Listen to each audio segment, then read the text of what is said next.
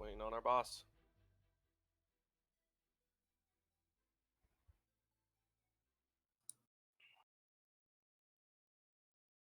They started draft Vinny, so whenever.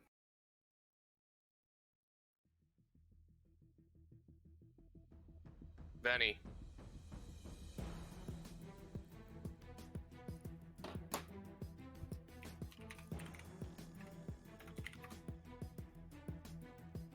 They started Yeah. draft, so Yeah. go ahead and put us live whenever.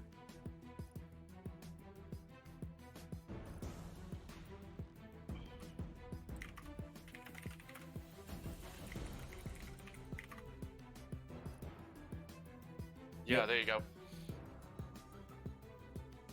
So we are live right now? Oh, joy. All right. Welcome, ladies and gentlemen, to the Upsurge Minor League race for playoffs, we should say. Right now, we are going to be casting Omega Gaming versus World Class Full Send, as this is Orbital on the mic. Plus, we do have Guster Posey. Sorry about the intro. We are making sure everything is set for the upcoming game. So, we are looking into the pick and ban phase already. We do have Karthus and Gangplank banned away on Omega Gaming's side. We are looking at World Class, as it looks like they did not ban anything for game number 1. We will get that sorted out here very shortly, but how you doing today, Guster? I'm doing pretty good. I'm excited for this matchup as we do have these two teams who are currently virtually tied. Same series wins, same game wins, same game losses. Whoever wins this is going to take home the first place out of this group, and whoever loses, depending on what Ivy Gaming Black does in the Infernal group, may actually end up in third place instead of second place out of this group. So a lot on the line here, as we do have the first round of bans from Omega being Karthus, Gangplank, and Ornn. A lot of Gangplank priority from World Class, so it's good to see Omega recognizing that, understanding that Gangplank is one of those champions that just scales really well and can cause a lot of problems, and they're going with that for all their bans so far. Yes, they are. We do have an update that World Class Full Send have lost all of their first round bans. And so they are out right there. So again, that does impact the pick ban phase just a little bit, as the Olaf has been left up, so Omega Gaming immediately napped that one up. Yeah, and Olaf still, even after all this time, still one of the premier early game junglers. If you want someone AD who's a little more reliable than the Lee Sin, doesn't have to hit every single skill shot to be effective, Olaf's your guy. So picking that on up just ensures it. But World Class, they played this last week, and I believe the week before that. This Zac Rumble combination brings so much AoE magic damage to team fights, and we've seen Rumble be a terror before and look for it to be a terror again. Yeah, it's always a scary composition. That with the layered equalizer is always a scary thought. You never want to stand on that thing and just, get hammered, to say the least there. But that is a surefire lock-in. Deciding if that is going to be mid or top Rumble, but the Mordekaiser should be the answer for it. Yeah, and putting Mordekaiser into something like the Rumble can be just fine. Mordekaiser can proc his passive and get that going, that percent health damage going. Proc and the Conqueror get the healing against the Rumble, who does generally have to be in melee range to hit that Flame Spitter on you. The ranges are pretty equal there. But Thresh coming in, it looks like for the side of Omega, just, one of the most total utilitarian supports ever, does a lot, but Nocturne being locked in, and World Class will play solo lane Nocturne. This is probably going to be Nocturne mid, Rumble top, if what they played last week comes to fruition as well. Yeah, that is a very big possibility. We are looking at a Cassiopeia ban here, so that is going to be taken off the table, as that mid lane champ pool might start getting pinched. It definitely is pinched, as Cassiopeia and Ahri are both taken away, so it doesn't seem like Nurse will have his pick of the litter. Yeah, and those two champions, both Cassio and Ahri, provide a pretty good amount of safety, honestly. Ahri obviously has her 3 ult charges to get away from things. The charm, the healing on the Q, there's just a lot to be safe from Ahri, and Cassio obviously is the queen of kiting when it comes to mages, so taking those away when you're drafting a comp like the Rumble Nocturne, you want to be able to consolidate people together, so when Nocturne and Zac go in, on top of the equalizer and kill everything. So I think those are very fantastic bans coming out of World Class, especially considering those are their only 2 bans. Yeah, and that does happen and it definitely feels like that Rumble or Nocturne, as you said, will be going in that mid lane, obviously because of the Zac lock-in, but they are hammering down because this is that staggered ban phase. This is a potential pinch to force that Mordekaiser into the mid lane as well. Ezreal picked up for World Class, making sure that they have that mobility in the ADC role. It is now up to Omega Gaming to decide what ADC and potential mid or top they want to run in this composition. Yeah, there is still some flexibility because obviously Zac can always go top lane or support. Someone might be brave and play Zac mid, and Nocturne can always jungle. That's obviously his traditional position. Rumble jungle used to be a thing too if they really want to get fancy with it. So they do have a little bit of flexibility in the draft as Caitlyn is picked up. So something just to kind of stabilize things a little bit in the bottom lane compared to the Ezreal, just something to match the kind of effective range that comes out and to try to put some early pressure down. So we'll see what they decide to lock in here, because it's still kind of a crapshoot at this point as to who's going where. Yeah, that is a big up in the air, and I think they will be slightly happy. However, the amount of flex picks that you throw might cause some complications. There is such a thing as, playing too much 5D chess to the point where you don't even have a composition. But World Class, FS, Full Send do seem to have a composition in mind, as the Pyke is hovered in response to the Lissandra last pick for Omega Gaming Resistance. Yeah, and Pyke will be locked in as well. And looking at the enemy team comp, a lot of ways for Pyke to actually get stuffed on his engage attempts. Obviously, you got Lissandra ult, Caitlyn dash, Thresh Lantern. Mordekaiser can ult someone and take them both out of the normal realm into the shadow realm. Lots of ways for Pyke to actually miss his ultimate here, so we'll see if the hooks are on point. But we'll be getting on in the lobby. For me, it isn't quite working. There we go. So should be in just a matter of moments. But looking at this world-class draft, it's kind of just what they drew up. Looking at their past matches, this top side of the map with the Rumble, Zac, and Nocturne is what they've really just been focusing on, unless Gangplank is open, in which case they tend to pick the Gangplank instead of the Rumble. And they can also flex something like the Galio to the mid lane as well. So, World Class has this style of team comp pretty much down to a science, it seems, and they have different champions that they can plug and play. So we'll see what Omega can do in response to it. Mm-hmm. Just looking at their comp from Omega, if they don't get ahead early, this wombo in team fights could be devastating. Oh, absolutely. It's a scary thought, but the paranoia as well, we've always seen be a big change up. It's a scary output to decide where they want to go. But again, what I'm also looking for is that Olaf, Ragnarok is a huge ultimate to keep everything stable and to make sure that they are okay. He will never have to worry about any hard CC, just as long as he can rush in. So that first pick definitely possibly working out. And as we do get into the pick and bans here of the client, we actually get to see where these champions get to go. Yeah, but the biggest thing from Omega for me is that this Olaf accomplishes his goals in the early game.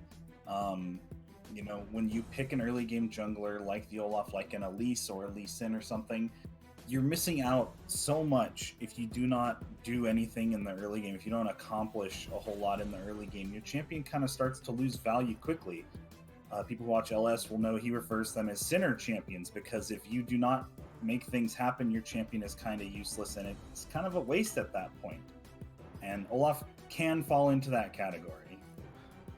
Yes, it can, but early clear speed is always a great thing. But that is very, very true. The Olaf, if it gets behind and isn't able to make that impact, it is a very scary thought. We do see the Mordekaiser locked into the top lane, so that is going to be a top lane Mordekaiser versus a top lane Rumble, which is pretty old school if we think about where these champions have gone in the recent patches.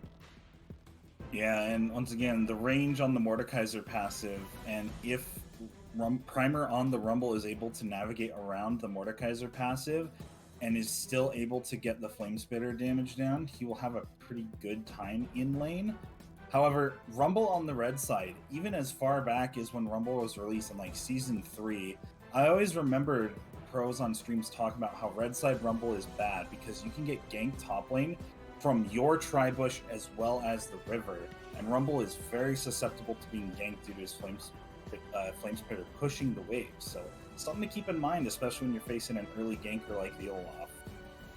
Yeah, that is very scary, as well as these Zac, slingshotting in. All these lanes do have that potential to get ganked from such an obscure area. But we haven't really gotten to touch on it very much, as the other picks we really wanted to hone in on, the Lissandra in the mid lane versus the Nocturne. What we do want to go over is this bottom lane. It's a very standard composition. Caitlyn and Thresh, one of the premier bottom lanes, very, very standard, very old school, versus Ezreal Pyke, which seems kind of like a misnomer, as Ezreal does need a little time to scale, whereas Pyke is pretty all-in, aggressive from the start. To me, it seems more like they're going to have NDM8 on the Pyke roaming, because Ezreal is the safest AD carry ever. He's able to farm from extremely long range with his Mystic Shot and allow Pyke the opportunity to roam, especially once the Death from Below is available, to try and show up with the Nocturne or Zac somewhere, or even roam top lane and just try to hunt for those kills, those executions. But like we said, lots of things on the side of Omega to really stop that from happening, because you got Lissandra's ults, you got a bunch of dashes, you got the Shadow Realm, so should be a good time, and we'll see which team comp comes out on top. Yeah, and I mean, looking down the lineup, which one do you think has the easier time in this game? I mean, both these guys, they do have these slight wombo combos, they do have the skirmish effects. Which ones are you looking for to really take dominance in the early to mid game? Early on, like I said, it comes down to Olaf. Olaf plus either Mordekaiser or Lissandra should win any early on 2v2. Just due to the fact Lissandra has a ton of CC, Olaf brings his slows and his damage as well. But once the level 6 through 9 starts coming in, I think World Class should be a bit stronger. As long as the gold lead isn't ridiculously in Omega's favor at that point. And then after then, it comes down to execution, because it's real easy for World Class just to press R and layer everything on top of the equalizer, and it's really hard for Omega to get out of that situation once they find themselves in that situation. So for them, they have to find a way to play around that. But it's easier said than done, because of the ridiculous engage range that Zac, Nocturne, and to somewhat of an extent Pyke has as well. All right, well, there we go. The prediction a little bit for the early game, which team has a little bit easier conditions for the early mid game, but we will have to see if that comes true. As we do get underway, we will go to a very short commercial break, but please do not go anywhere, as we will be right back with game number 1 between Omega Gaming Resistance and World Class Full Send. Don't go anywhere. Started with a vision. A vision of quality, a vision of uniformity. We took the time to create something familiar yet refreshing, something with a bit of change. Designed to fit any brand's unique vision.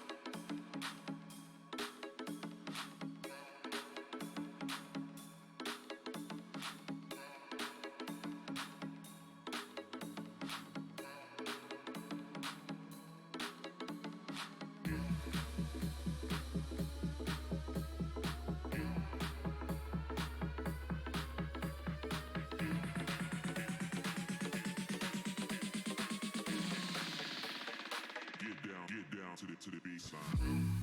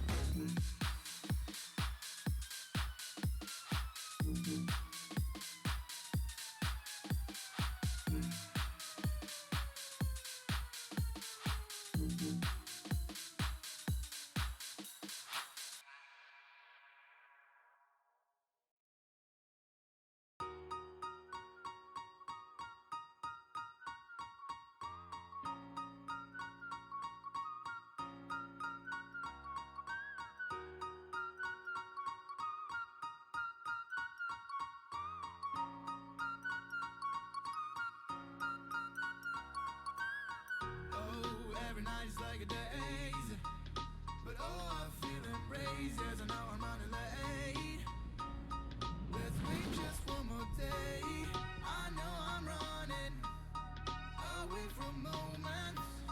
What am I becoming? I guess something's broken.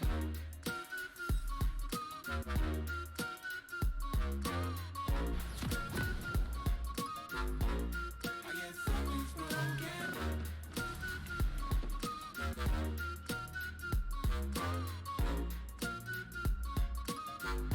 I guess something's broken.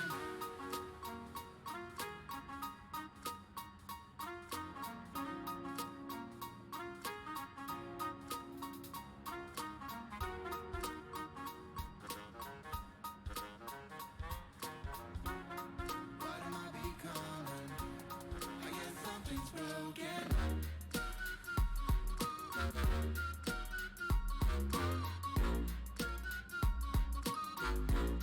I guess something's broken.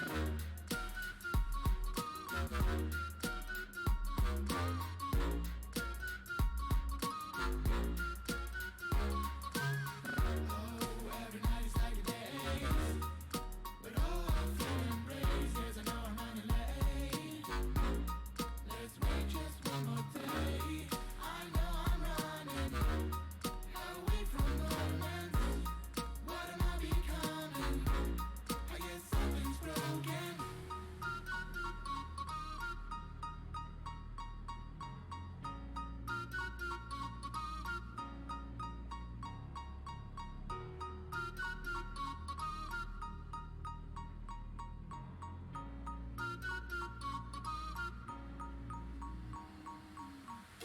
Yeah, I'm feeling stuck, maybe out of luck.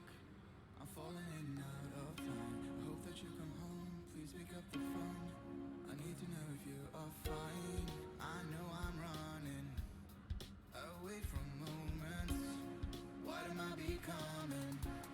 I guess something's broken.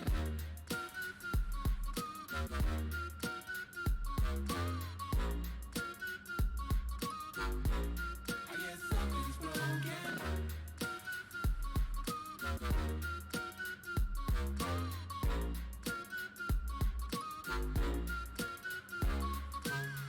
Oh, every night is like a daze, but oh, I feel embraced. Yes, I know I'm running late. Let's wait just one more day. I know I'm running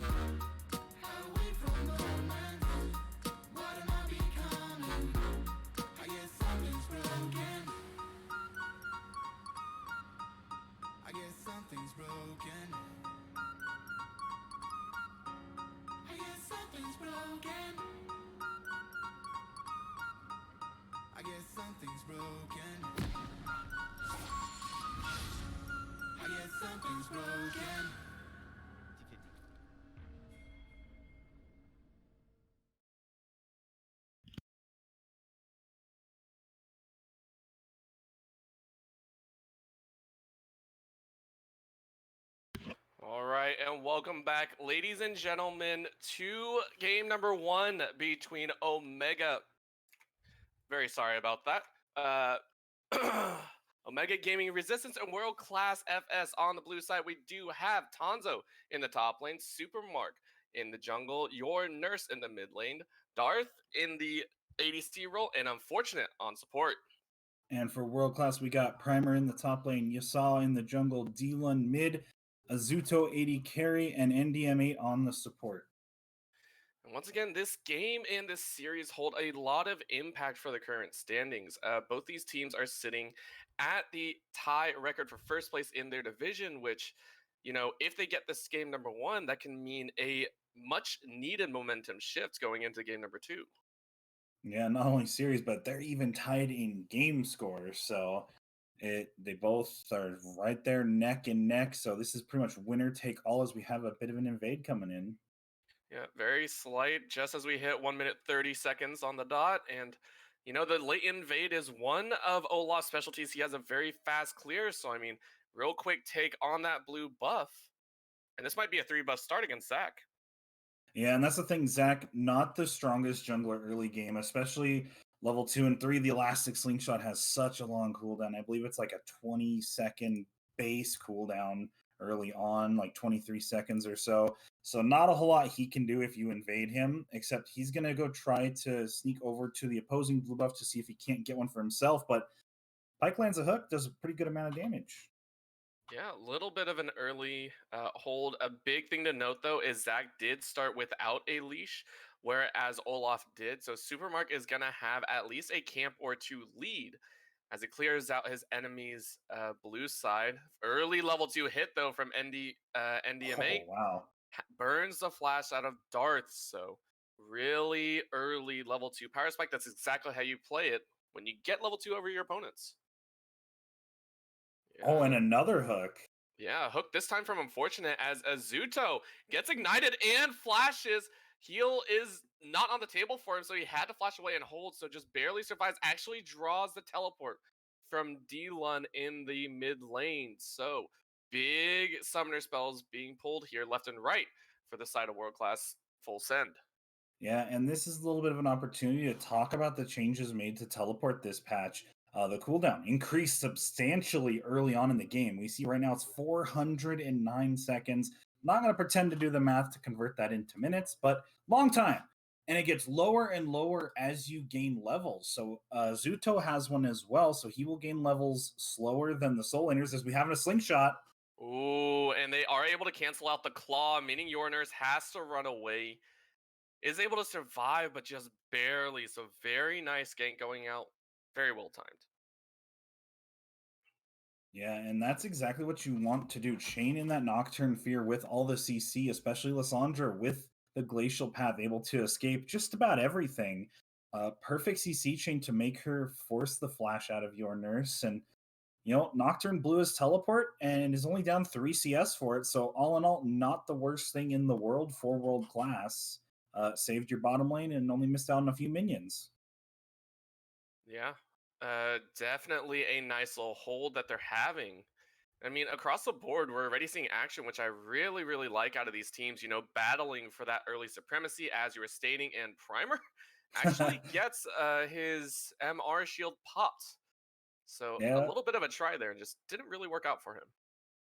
Yeah, and that's the thing is he really has to skate around the range on that Mordekaiser passive once that's going. Hook for hook. Hook for hook, but a trap underneath means one's stronger than the Oh. other. So MDM8 actually takes the heavier force of that trade and immediately is forced back, has to pop that potion. Yeah, he's piked though. He still has his little regen gray health there, so once he backs up, he will be able to regen that no problem. But still, it's going to be fun to see these hooks interacting with each other. Yeah, and that's always a very interesting thing with both these champions having the initiative track. They have that chance to really pluck someone out of the lineup and, force someone into an engage that they might not like. It really sets the tone for, bush ganks and everything of the sort. Really don't want to be the one to give up a fight just because you were caught out of position. Yeah, and something interesting I just noticed is the Predator on the mid lane Nocturne. Generally I'm a jungle player, so whenever you play jungle Nocturne, you take the lethal tempo for Mhm. the attack speed to get things going once you actually finally land on someone. But Predator gives you that upfront burst when you go in with the paranoia, or even beforehand if you land your Q or something along those lines. But definitely looking for this roaming style with the Nocturne as you do in a solo lane. Might see him go for the Tiamat first with that rejuvenation beat so he can shove out the wave. Lissandra a little bit better at shoving now with the recent buffs than she used to be after she was meta for so long in pro play. But there's a Shadow Ooh. Realm. Yeah, there is a Realm of Death thrown down, and that is going to be a flash out of Primer as he tries to run, but the burn is too much as First Blood goes over. Bottom lane, we have another gank, though. Azuto, no flash available, is going to go down to the 90 caliber net as Darth Lala grabs the second kill for Omega Gaming Resistance. Yeah, and an early start for Omega, and this is what we talked about during the draft, is that they need to get things going early so that way they have a bit of a lead going into these fights, just due to the sheer amount of AoE going on. Yeah. But here's another fight. Yeah, here we go. Paranoia actually goes down, and this is a full collapse from World Class, living up to their name. They collect 1, 2 on the board. Actually, this might be a third as Lissandra tries to run, Oh, but the Darth is hook! pulled right back in, and that is going to be 3 kills for none, but 3 for 2 overall. And just like that, they got 3 kills for themselves, now have a bit of a gold lead. And that was like the last pixel on that bone skewer, it looked like, to Mhm. pick off Darth Lala there. So good stuff from NDM8, and they will be rewarded with a Cloud Drake unless your nurse can steal with a bit of ice. Can definitely try. However, that is going to be a smite as 7:11 on the clock. And that is a very nice reaction play, though. Super Mark and Unfortunate, they tried that cheeky dragon take, which Olaf is known for. However, a good collapse back meant, overextension and the control of the game is still up in the air. Yeah, and just whenever paranoia is available, it's not paranoia for Nocturne, it's paranoia for everyone else in the game, because you never know when that's going to pop. Since he has the Predator, we can assume that he has Ultimate Hunter as well. So more and more cooldown. They got that Cloud Drake as well, which is more CDR. NDM8 helping Yasa out, stunning up the jungle camps so that way he doesn't get his cell division pop there. Yeah. If you get that cell division, that's not only your passive, but that resets the aggro. So all the hard work done to try and clear the camps just gets reset. That would be so unfortunate. That's actually a nice little Zac trick I don't see too many people do, is when you're doing blue buff and Gromp, you can actually put them together so that you can use your Q, CC them, smack them together, use your W, all that percent health damage on 2 camps at the same time. Just helps make your clear that little bit faster. Oh, absolutely. And, having that Zac in play, he is 201 right now. And having the majority of the gold means he is going to be that tanky force to be reckoned with. Here we go in the mid lane, though. And DM8 looking for the hook as he does get the pull. Fear goes down as well. Nurse gets feared under the tower, though, so they can't really follow up. However, re-engage coming out as the jungler and support is here. And that is going to be D-Lun going down to the Lissandra. In goes the rest of the team, though, Stun. as Thresh is also caught out. Ragnarok is popped, but the rest of the team is there. In goes Death from below, collects one, He's got another dodges one. out on the Oh. second, but the bounce house is there. Equalizer as well. That's going to be the kill, and the team of Full Send World Class are able to pull it around in a 1 for 2. And that's what this team comp is designed to do. They can be that scrappy. Your nurse now barely dodging out on the skill shots, getting out alive with about 100 HP left. But you look at this world-class team comp, and they can be that scrappy. They don't have to blow all their cooldowns. They started that fight at a deficit. D-Lun got blown up rather than blowed up. For all you grammar fans out there, I apologize. But he got blown up, wasn't able to use anything, and they still came out of that, and they were 100 HP from killing your nurse as well. So if you're the side of Omega, you got to be really careful and pick your fights carefully. Yeah, they did not take your advice as we see another fight break out here by the Rift Herald. That is going to be the Paranoia going down. But he does get the catch. He was able to sight them out, so Dylan gets the kill. And they are going to keep following up as we see Tonzo wrapping around the backside, though. This could be the kill that they want. That is 2 for 0 so far. Death Realm is pulling MDM8 in, and Zach gets popped, so that is going to be the passive down. However, MDM8 is the next one on the chopping block, as one more auto is going to do it. There we go. Shut down for Tonzo. Equalizer goes down as well, and your nurse is going to be chased ever so slightly. Oh, there's the Darth fear. is now going to be feared into oblivion as a kill goes over to Dylan. Meanwhile, around the blue buff, this fight is never ending as Azuto grabs it again, and your nurse goes right back in, goes golden with the ultimate. That's going to survive, but going to trade her life. No, actually survives, but the true, the Q from Ezreal is going to claim it. Oh, and overall, the Max! kills are massive as the spree continued. And just death all around. I'm not sure, but Azuto has 2 Sheens right now. So he was able to pick up the... I'm not sure if he had those before or not, but Dylan's going to die to the Ignite! Oh. It's never ending. It's never ending. And Pike's looking for more. He's got his Death from below available. He's ready, but... Yeah, we'll see what Ezreal... Since he still has them, I assume that means he had them before that, because... Hopefully he would have noticed before he left base if he could still undo the purchase. So double Sheens for Ezreal. Maybe now he just noticed and he's going to have to take a loss on that gold. A little on the unfortunate side, but Bone Skewer. Yeah, a little pull under the tower there and a flash off for MDM8.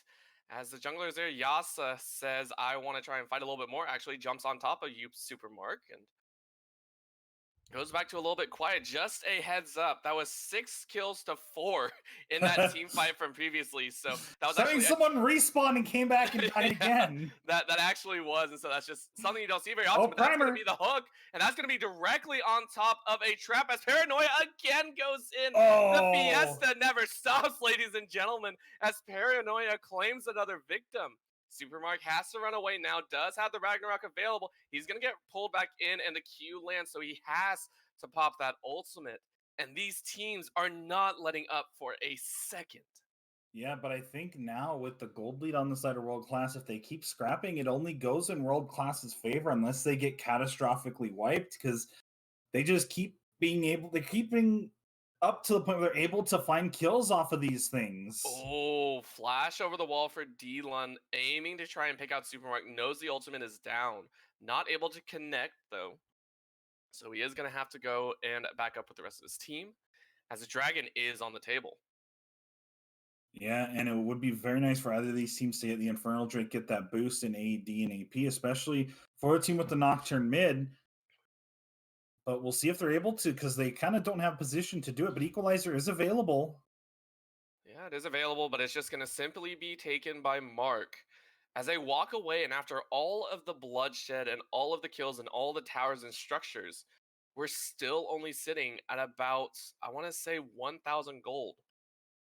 Just approximately. Fluctuating here and there, but yeah, the game is still very much even. And, you know, you look at the team comps and you go more and more looking at World Class, and if they're able to land their wombo, they should have a pretty good time in these fights. But you can't count out Omega because they did get a bit of a lead on their key people. Olaf has 3 kills, has died 4 times, but still has some kills. Went for the Warrior, is a pretty strong champion in his own right now. Tonzo on the Mordekaiser, 2-1, has Leandries, will be a side lane threat. Not very many people will be able to side lane against him. Perhaps Dylan if he gets stronger. But as right now, Primer definitely would have a rough time side laning and holding against him if he decided to apply a ton of pressure. So, you know, now you're looking at the 80 carries, and they both scale incredibly well. So we'll see what comes of it, because it looks like Darth Lala's going for Stormrazor, which does provide a little bit more mid-game power compared to rushing Infinity Edge.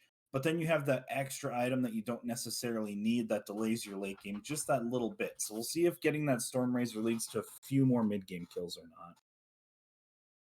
Yeah, the hope is there. However, anyone getting the kills on this team, I feel, is a good thing for OG Resistance. You know, the kill spread is there as Nurse tries to throw a little bit of pressure to the top lane. As the teams look ready to scrap once again, ultimates are all on the table. No one is fearless as a decide, never mind, we want to back off a little bit and Yeah. finally give a little bit of a breather. And soon Dylan will be level 11, so we'll have that increased range on the Paranoia. So, just like, all the other global or semi-global ultimates in the game, the range gets longer with levels. We'll make the Nocturne even better in a side lane because I think at level 16 he can pretty much get to mid lane from just the tri-brush in either side lane. So should be pretty good for Dylan there. Whereas, Lissandra has ways to get around the map, but they're nowhere near as long range. Yeah, we do see some pings going out around that Baron pit, and you can actually see the vision. I think this is the most vision I've seen on the map before from teams. As we see a pole actually go Oh, back, Supermark gets rooted up and has to take the lantern back out, is going to lose a blue buff, but that's going to be a hook, and a fight ensues once again. Paranoia is dropped as Nocturne is trying to look to engage the fight, but finally gets to jump on. But unfortunate goes golden. That's going to be a teleport onto the ward, but Desert there's below grabs one. one, doesn't grab another Oh, as another stopwatch is burned. That's going to be the throw moving throughout, and that's also going to be the cell division from Zach as Yasa is now at the mercy of his opponents. In goes Azuto, though, trying to help out he as he does respawned. come back, but is going to die immediately to Nurse. But there's a trap there for Dylan as he's going to get caught next. And this is going to be Omega Gaming's fight to take as they claim a commanding 4-for-1. Yeah, and when your ultimates are not synced up, you saw how long it took Dylan to get in range for the Paranoia to come down. It took him forever because he was still level 10. I believe he's still level 10 even after he died. So, if he had that extra range, he could have been there a lot sooner. The stopwatches still probably would have happened, and NDM8 kind of got stuffed on that one. But that's your only stopwatch now. So you still have to be wary of the Pike as the game progresses, and still got to be wary. But Omega showing that they're not ready to just chalk this one up to draft. They're fighting on through. They have the Rift Herald. They're going to push on in. And it's so hard to say what these fights, who these fights benefit, right? Both these squads have gotten so many team fights off as we see another hook in that mid lane. But both teams have really been laying down the pressure and really scrapping it out. So, we were wondering who was going to have the advantages. I don't think even now we can tell who really has the upper hand. Yeah, I would like to see a world class team fight where they actually are able to stack their ultimates effectively because that last fight was people kind of going in at two at first, and another one showed up, and another one showed up. If they can stack their or their ultimates together, they would have much better results. But Omega is making it to where they are unable to do it. So it's both ways where Omega is playing these fights well, and world class isn't able to play their comp as function just yet. Yeah, now that the dragon is up, this is going to be the Mountain Drake, so we will see a Mountain Soul available for either team that gets those 4 dragons. It is going to be a little bit worrisome, though, as last time it went in favor of Omega Gaming. They were able to sniff out world class and, their dragon attempt. As everyone sets up again, but in goes Yasa as they finally get a good connection. Flash over the wall as the ADC is feared and Darth goes death. In Watch goes the the pull, though, as that's a resets. 1-for-1 so far. That's going to be another kill. As Nurse picks up her 4th of the game, and that immediately signals the fight end as Omega Gaming claim 2 more. Yeah, and DMate still has his ultimate though. Oh If he's my able, gosh. but so does your Nurse. Oh man, these kills just keep coming as world class are being routed at every single turn. Hook for hook lands 1-for-1. There it is, and a nice QSS to get himself out to safety. NDM8 though has to run away with his mid laner. Yeah, and they committed a lot to killing Darth Lala there. So once they committed everything just to kill the Caitlyn, the rest of the team cleaned house.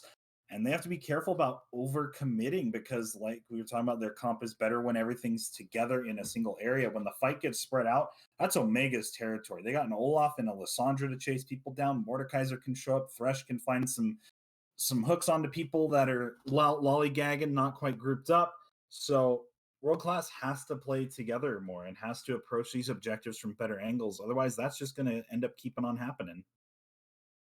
Yeah, absolutely. And these fights, as we're starting to see a swing a little bit towards OG, they are starting to be able to, make these fights happen. There's small little catches, and Nurse finally being able to set up properly solos out Azuto, right?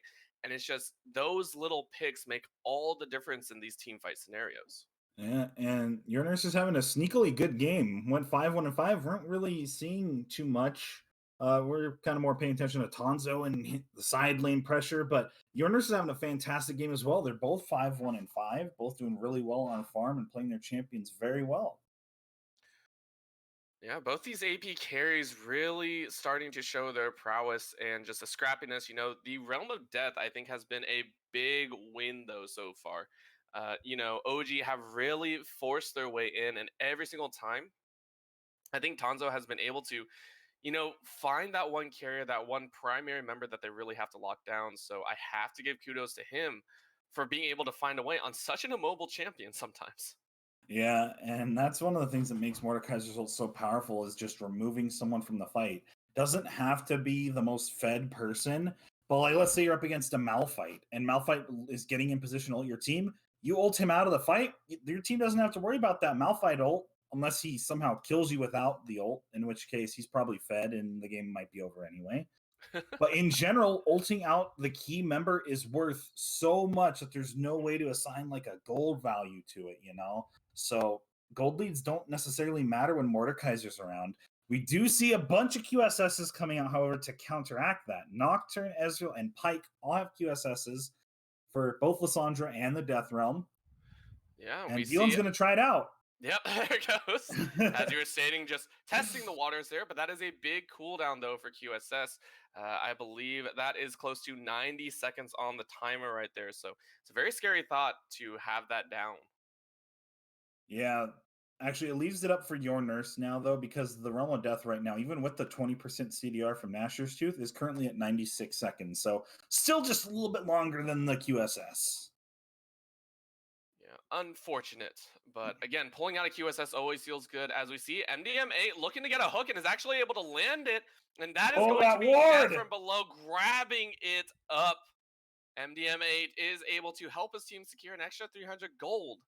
And finally, World Class Full Send finally has some breathing room. That's the oldest trick in the book playing against Thresh, just throwing down the ward on the lantern. You saw it got 2 health taken away.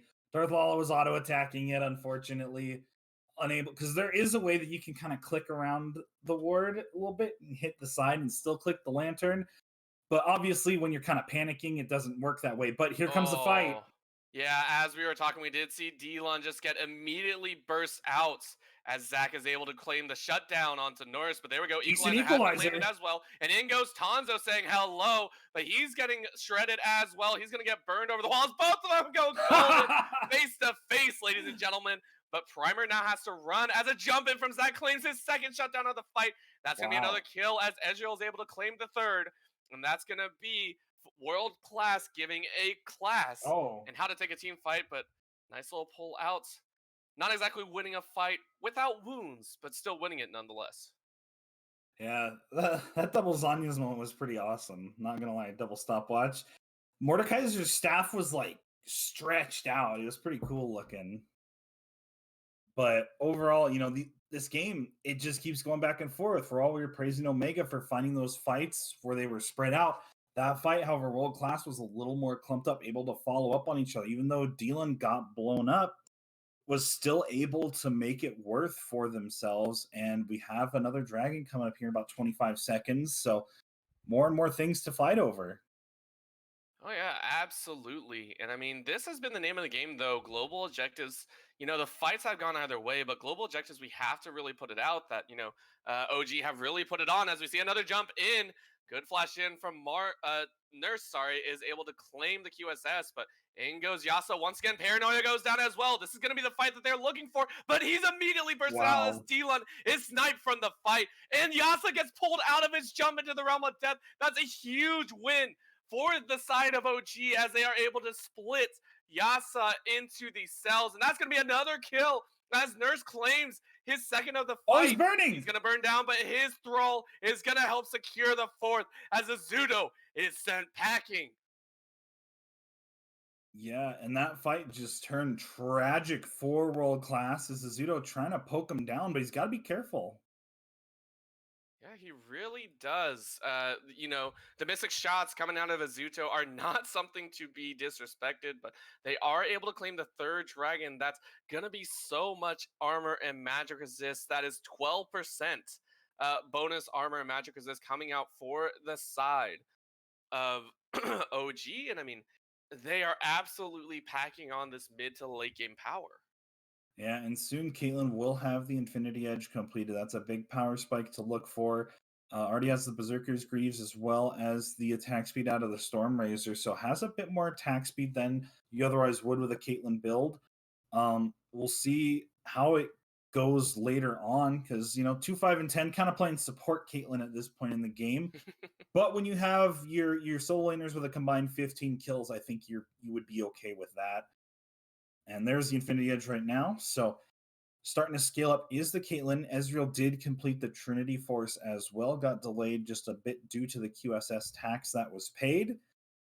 But, both these AD carries looking for late game. Yeah, they are, but a top lane fight as we see the Glacial Prison go down. I don't think Nurse has anywhere to go. She is able to dodge out a little bit as the clock actually lands, and she has a tower to walk back to. Has a little jump in, but the snipe from Azuto claims the kill. True Shot Barrage finding home. Yeah, level 11 True Shot Barrage does quite a bit of damage as you saw there. Did about 400, 500 damage, and they're going to try to start up the Baron. Yeah, they have the opportunity here to really make it happen. Lissandra was the one that was causing him so many problems as Delon actually flashes forward. That was an aggressive move from Delon, able to force out Darth though, so I mean, you might be able to call it worth that they can grab this Baron. I think we call that the asserting your dominance flash right there, just to chase Caitlyn away. But Super Mark getting stunned up has Pop Ragnarok. Yeah, that's going to be a massive kill coming out as 2 kills from below are able to secure 600 gold for MDMA and his team. Bot lane, we did see the tower also go down to Tonzo as he has been split pushing this whole time. But that is a massive pickup for the side of World Class Full Send as the gold is now swinging in favor of them. Yeah, and now if you are on the side of Omega, you need to understand what your win conditions are. You have to wait out this Baron and try to mitigate its effects as best you can. And Soul Point is up. Now, Mountain Soul isn't the most impactful soul compared to something like the Ocean Soul. But having that little shield will help out, especially when the Nocturne tries to jump in and engage. Will protect you from a little bit of that burst damage as NDMA really making sure that Tonzo can't back. But with Tonzo being so strong on the side lane, you can just leave him in a side lane for the rest of this game and just play the 1-4, even a 1-3-1, because your Nurse can potentially side lane as well. So they have options. They're not all shoehorned into the 5v5 we press R on everybody thing. The way that World Class is kind of at this point, just due to the fact that Primer and Dylan are not as strong as they could be. But with Baron, they can pretty much side lane forever because the minions are so damn strong.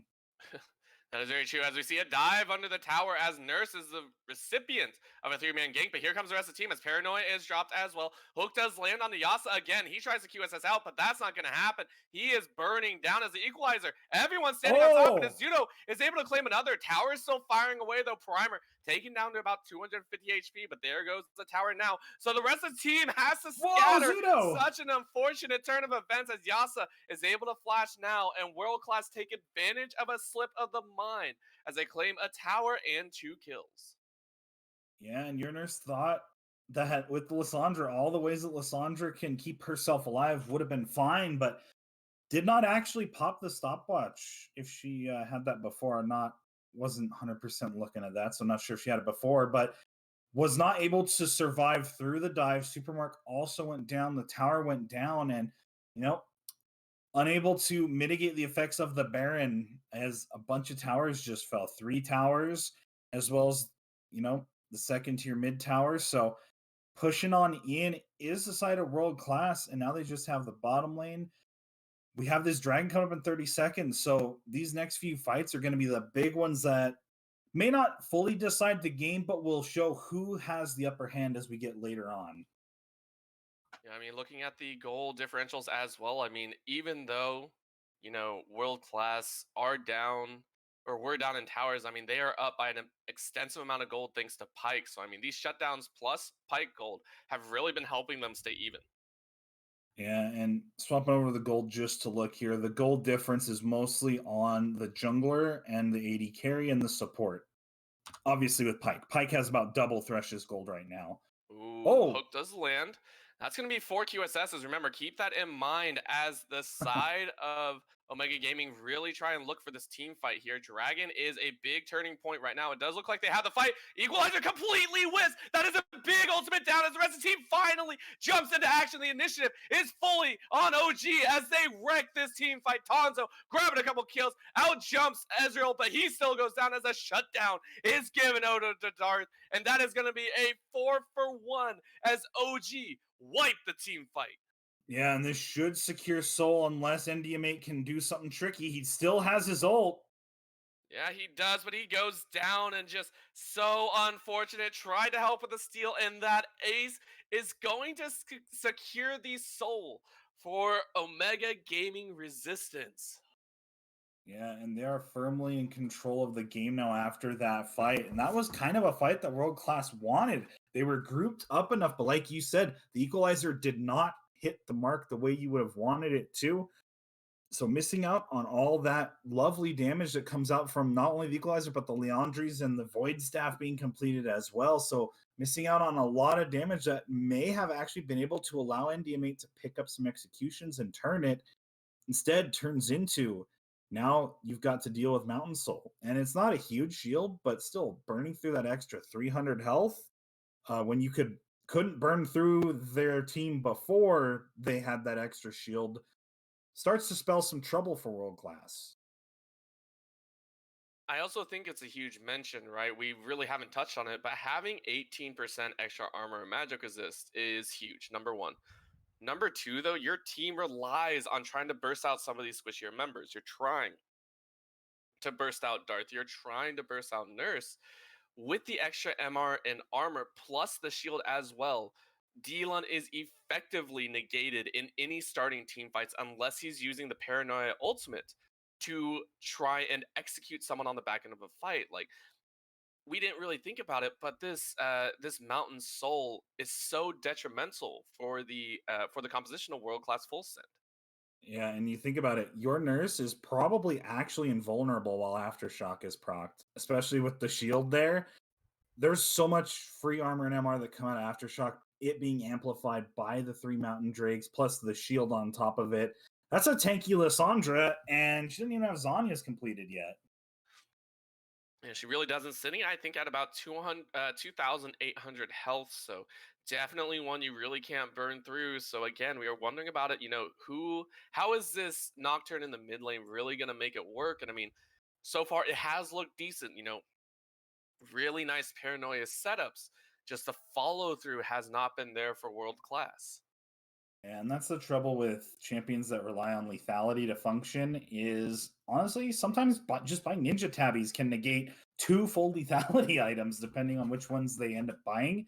If it's just Umbral Glaive and Edge of Night, you can actually just negate the lethality with just ninja tabbies. So someone investing in a GA or getting some Mountain Drakes makes the lethality essentially worthless. So I want to see Dylan try and get a Last Whisper.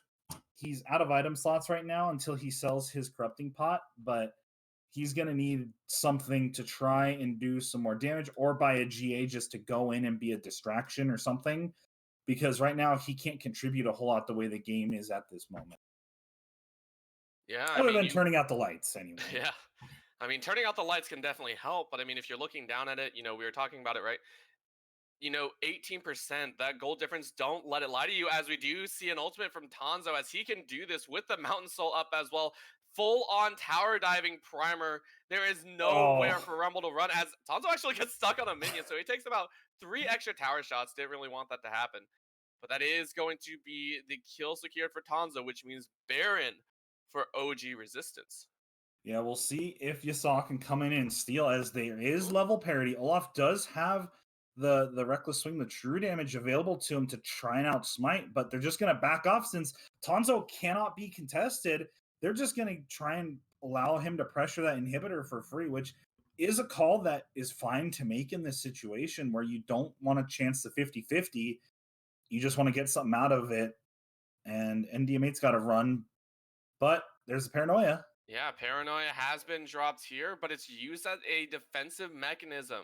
So big ultimate burned on the side of World Class Full Send.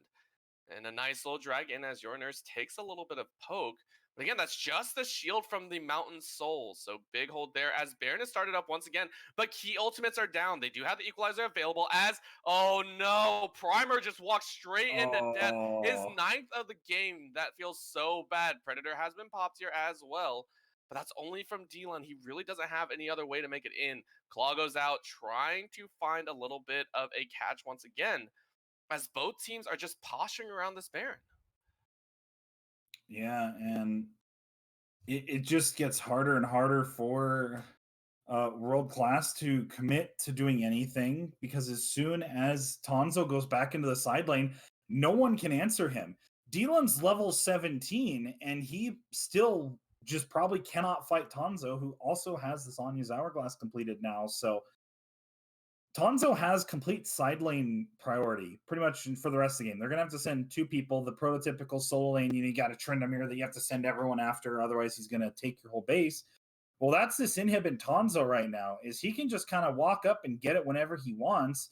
And all the rest of Omega has to do is just keep the pressure on the Baron and don't commit to a fight if Tonzo doesn't have teleport available. But Tonzo's up kind of far right now. They're trying to collapse on him, but he is backing up. Yeah, he's 10-11, sitting at a full build right now. No one can really challenge him as the rest of the team is here. They are looking for it, but this is a full collapse right now. Paranoia just comes off a cooldown as he is spotted, dragged back in, and there Here it he is, comes. the dive in as he goes golden. The burn damage is there as the equalizer falls as well. He's going to drag Primer into the Death Realm, but that's not going to matter. The rest of the team is just waiting in wait. As the dive is almost there, he flashes just about 2 feet. As the death from below does take it. Meanwhile, that is Baron being started up, so this is going to be a trade of Baron for Elder Dragon, as both teams claim their respective,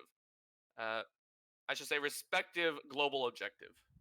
Yeah, we'll see if Omega comes down here and wants to do anything. They see how low it is. They may just decide to, okay, give it up. Baron lasts longer. We'll be fine. Not the end of the world. Yeah, I do believe they did change the Elder Dragon to somewhat match the timing, but then nerfed it once again. So I think it's about 15 to 30 seconds shorter that it lasts. So once again, as you stated, the Elder Dragon should wear off a little bit earlier. However, that is a stall Elder Dragon. Keep that in mind. If a team fight breaks out, though, this might be their one winning chance, the one thing that they needed to turn around team fights. Definitely. I played against a team that had Elder the other day, and with Leandries, that burn from the true damage on the Elder lasts for so long because it keeps getting reapplied with Leandries. I'm not sure if that's a bug, if they fixed that before or not, but it just kept ticking. You're losing 40 true damage just every so often for like 10 seconds. So it's something to keep in mind with the Leandries. Yeah, as a from hook goes Primer out, Yasa is now on the run, as we do see Nurse getting picked off as Equalizer goes down. So that's 2 big ultimates again used with no catch to show for it. Yeah, I mean, the Equalizer is already almost halfway off cooldown, so it'll be back up in no time. So, definitely not the worst thing to throw that out just looking for something, but Slingshot being charged, not going in. Slingshot being shot, but Dylan has to flash away after the QSS as he gets drug across one of the Caitlyn traps. So that is another Summoner spell lost. Right now, posturing being made for OG Resistance as they're looking to try and get a pick here. Yeah, Dylan has teleport. He should be back. His teleport is at 251 seconds. Whoa! Okay. Oh, that's so unfortunate. That's going to be the shot in as Yasa now jumps in as well. That's going to be a catch, and that's going to be another shutdown going over Dylan, and that's going to be another kill for Azuno. Elder Dragon, do your stuff, as that is 2 kills going over, and another True Shot Barrage going out, as the rest of the team is there to help collectively push them off. And Elder Dragon, what was that? Yeah, I didn't even see what killed Unfortunate right there, living up to his name as he died way behind the inhibitor when Ezreal was on the other side of the inhibitor tower. Obviously got hit by a Mystic Shot with red buff and just kind of burned. So that was interesting. And then the follow-up got 3 kills and they may look to end the game. Yeah, Third but equalizer. Tonzo is still up. He is so damage heavy as Supermark is now up as well. Tonzo saying hello. They try and go back in, but that's going to be the kill. 1 for 1 so far in this extended trade, and that's actually 2 for 1 as down goes Primer. That might be the signal as Supermark trying to give chase. Flash of Sword lands the axe, and that's going to be a hook onto Azuto. Oh, has to man. burn the QSS. Axe misses, goes a little bit wide, and Azuto trying to throw out the missing shots as best he can. He is going to keep running as another hook goes out, but in comes Lissandra, says hello, Protobelts to pick up the kill, and Azuto is the only one to live. No, Yasa has lived as well, able to get away with the Cell division, but still, massive overstep, but the base has been broken, so World Class taking a step back to take control of this game. Yeah, definitely. Once the Elder Drake wore out, it became really hard for them to actually finish off those kills. And you saw what happens when your solo laners aren't that strong and your Ezreal's not able to keep picking people off. Pyke's not around to execute people. When your solo laners are behind in a situation like that, the Lissandra and Mordekaiser come on back, and Lissandra outran her glacial path and actually went backwards back to Pyke with it due to the home guard. And I believe she probably has Nimbus Cloak too, because she was speeding after that teleport. Yeah, Nimbus Cloak actually works on Ultimate, not on Teleport, I believe. So Well, that it got is changed because Cloudsoul works on yes, Ultimate yes, now. you are So correct there. I stand yeah. very much corrected, Guster.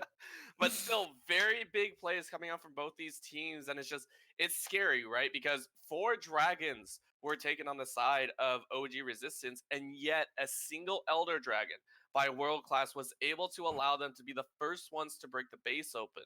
That is absolutely insane, and World Class are showing that they still have quite a bit of fight left in them.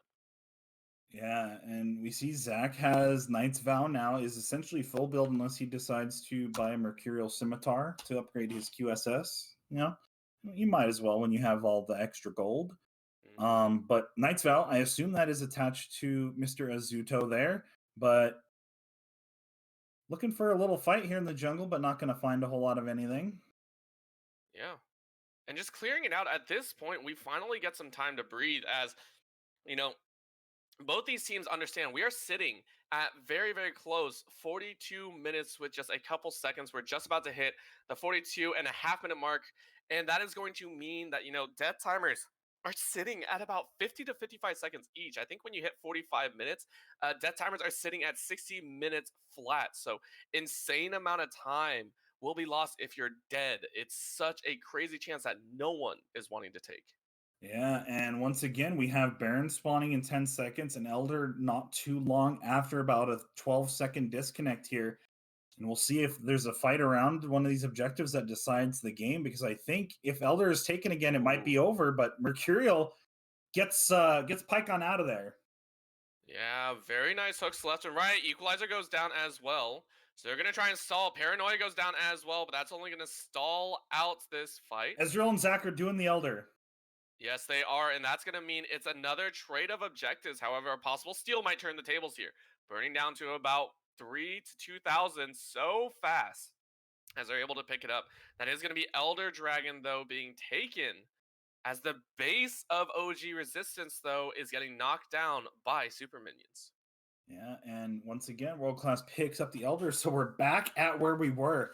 And if this next fight happens like the first Elder Dragon fight, this will be the end of the game for World Class. So we'll see if they're able to pull it off this time with this Elder, not as another Equalizer comes down just to do a bit of damage. Yeah, death timers, cooldown timers for ultimates are extremely low for both sides. These guys have ultimates to spare, so just trying to find that little bit of a pick is always a good idea. You see level 50 on the NDMA, Paranoia goes down as well just to secure this tower. This is the power of the Paranoia, you don't want to get caught at all. So a nice little grab there. Yep, Equalizer back off cooldown now, so we'll see if they throw it down when this next wave spawns, just to create an entrance for them to come in and get this tower and this inhibitor. Yeah, they're looking, but the wave clear coming out of OG is so good right now. They are able to clear out the wave as quickly as possible, without putting themselves in too much danger. However, at this point, whoever gets a kill will claim what could very well be the end of the game. Yeah, definitely. This is on a knife's edge right now. This is the second time they traded Baron for Elder. If the roles were reversed, if Red Side had Baron, they could actually just get through this base way quicker and easier. It's 1 HP. Ezreal, walk up and auto it. Yeah. Nope. Nope, Just not nope. going to. Come on. You can. Qs Nope. don't work Okay. on the tower. They do not. Unfortunately, that would be very, very ridiculous if it did. Already the W and now the Q. Just no. But that is going to be only one hit away, so that does mean that World Class are just going to say, okay, let's push a little bit longer. Zach queues up the slingshot just to provide a little bit of pressure. They knock it down. Meanwhile, middle inhibitor has gone up as Equalizer goes down once again. So only one inhibitor down. That does help as Paranoia goes out this time. Nice little route as Yasa almost gets hooked. They might claim it as they drag him right back. Cell Division is down, but they got the inhibitor, so that's just a kill for 2 inhibitors. And I think World Class Full Send will absolutely be happy about that. But Chase is on right now as they continue to look. Yeah, I don't think they're going to be able to catch them, though, unless World Class actually opts into it. They have so much Equalizer. That's like the 4th or 5th Equalizer since they got the Elder Baron trade. So, yeah, should be just fine. Now, top lane, the last bastion of defense here for the side of Omega. We'll see what kind of fight they put up. And the way these two teams have been playing, they may just wait this next 3 minutes for this next Baron and this next Elder to spawn. At this point, a single death means the game, as long as it's on the other side of the base, unfortunately. Yasa did go down there. He is full build, but you saw how quickly he got shredded from the magic damage. He's only sitting on that Sphere of Visage, which, honestly, when you're against Lissandra plus a Mordekaiser, it might not be enough. Yeah, thankfully, neither of them have a Void Staff, just a Morellonomicon on the side of your nurse, so which is perfectly fine for everyone but the Zac, because everyone else is squishy, doesn't have a ton of MR. But, if Lissandra could find a way to put a Void Staff in, she would be chunking the Zac even more. And since he seems to be the only one who's willing to go in, that may be an option to actually go for. But they are trying to collapse onto your nurse, should be able to get out of there no problem. Yeah, it does have the Baron and Power recalls. No, sorry, it does not anymore. As a quick recall gets Nurse out of there and back into the base as everyone is pretty much full build. We're looking at 2 pink wards on the side of Supermarket. Unfortunate. Other than that, they should have full build later. Yeah, Thresh still has a Glacial Shroud. Looks like he's building that towards his Zeke's. So once he gets some gold, he will have that completed for his Caitlyn, which actually, at this point in the game, will provide a pretty good boost in damage for the Caitlyn, who is sitting at 100% crit plus a Bloodthirster. So the late game is here. As you said, just about everyone's full build. So late game has arrived. Only got a minute left before the objectives. Yeah, and that's going to be a flash out as MDMA is immediately sniped out as a Ring of Frost is able to claim it. As a jump back out, but over the wall goes Tanzo. He says, hello, I will grab it as the QSS has to be used, but Tanzo is still in the middle of the fight. In goes Yasa as he is the sacrificial lamb. Actually flashes right back out with the stone plate popped. He's going to try and run away for his life, but the rest of the team has to scatter as the good ultimate is able to catch it, and a shutdown for Nurse finds the clutch kill that they might need. 65-second death timer for Azuto right now. The base is being hard pushed right now, but that is going to be Tanzo saving it for the side of OG Resistance. And just like that, OG have a 50-second window to work with. And unfortunate, tried to get a flash hook onto Primer there. Was really close to landing it, actually, which could have actually spelled a good push from Omega. So this game is coming down to a Teemo or two in terms of these skill shots hitting, these hooks, these equalizers doing enough damage. But we're at that point once again for the 3rd time, the objective trade. And it looks like Omega's going for the Elder this time, whereas they may just give World Class access to the Baron this time around. Yeah, Azuto was one of their primary damage dealers. He's sitting at full build right now, so with him down, it's going to be very hard for World Class to really challenge any of these global objectives. In goes Darth, and that's going to be the teleport from Nurse as they're able to make an attempt here. Yep, This would be their Banshee's Veil was first popped. dragon. Yeah, this would be their first dragon, and I believe over 13 minutes. So this could be a big swing in objective-wise here. Do you see Tanzo moving up on the other side? Does take the blast gun over, and they don't see it. Paranoia goes down, but no one wants to initiate as in goes the equalizer, but does not grab the Baron as blue team is able to grab it. Yasa now in the middle once again, burning ever so slightly, and that's going to be a kill for There it Supermark is. as the Elder Dragon helps him out. Primer looking to back door, perhaps teleport on in. He's sitting in the Krugs, just sitting there waiting for what his team wants to do. As they're looking like they're going to go for Baron as well. Primer running back with the waves, trying to get in. Double teleports coming in. Yeah, nor your nurse was stopped as well, so the rest of the team has to back off right now. They have to run back. They have to hold, but they gotta hook. Azuto has been picked off, but no one else can follow up. Olaf flashes over the wall. He says hello. That's gonna be it. But the base, But the base is Nexus! being broken. This could be it. The And no, inhibitor's the inhibitor gone! comes back up. That is so unfortunate. Inhibitor comes up. The same OG resistance. Oh The no! inhibitor is totally on their side as Primer is left to cry all alone. They thought it was over. They thought they had it, but no, World Class outsmarted by a structure. And the side of Omega even gave the GGs in chat. They thought it was over too. The scumbag inhibitors hit the respawn button. They bought back in. This isn't even Dota, and they're buying back in. And this may spell the end of the game. Oh, that was such an unfortunate, and that just might be the tilt. So World Class have to watch their base burn.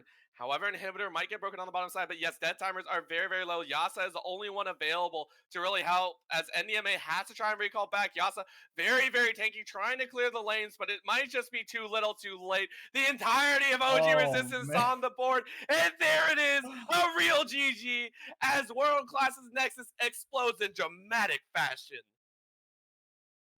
Oh man, the ending of that game, that is one of the most unfortunate things that you could ever have happen.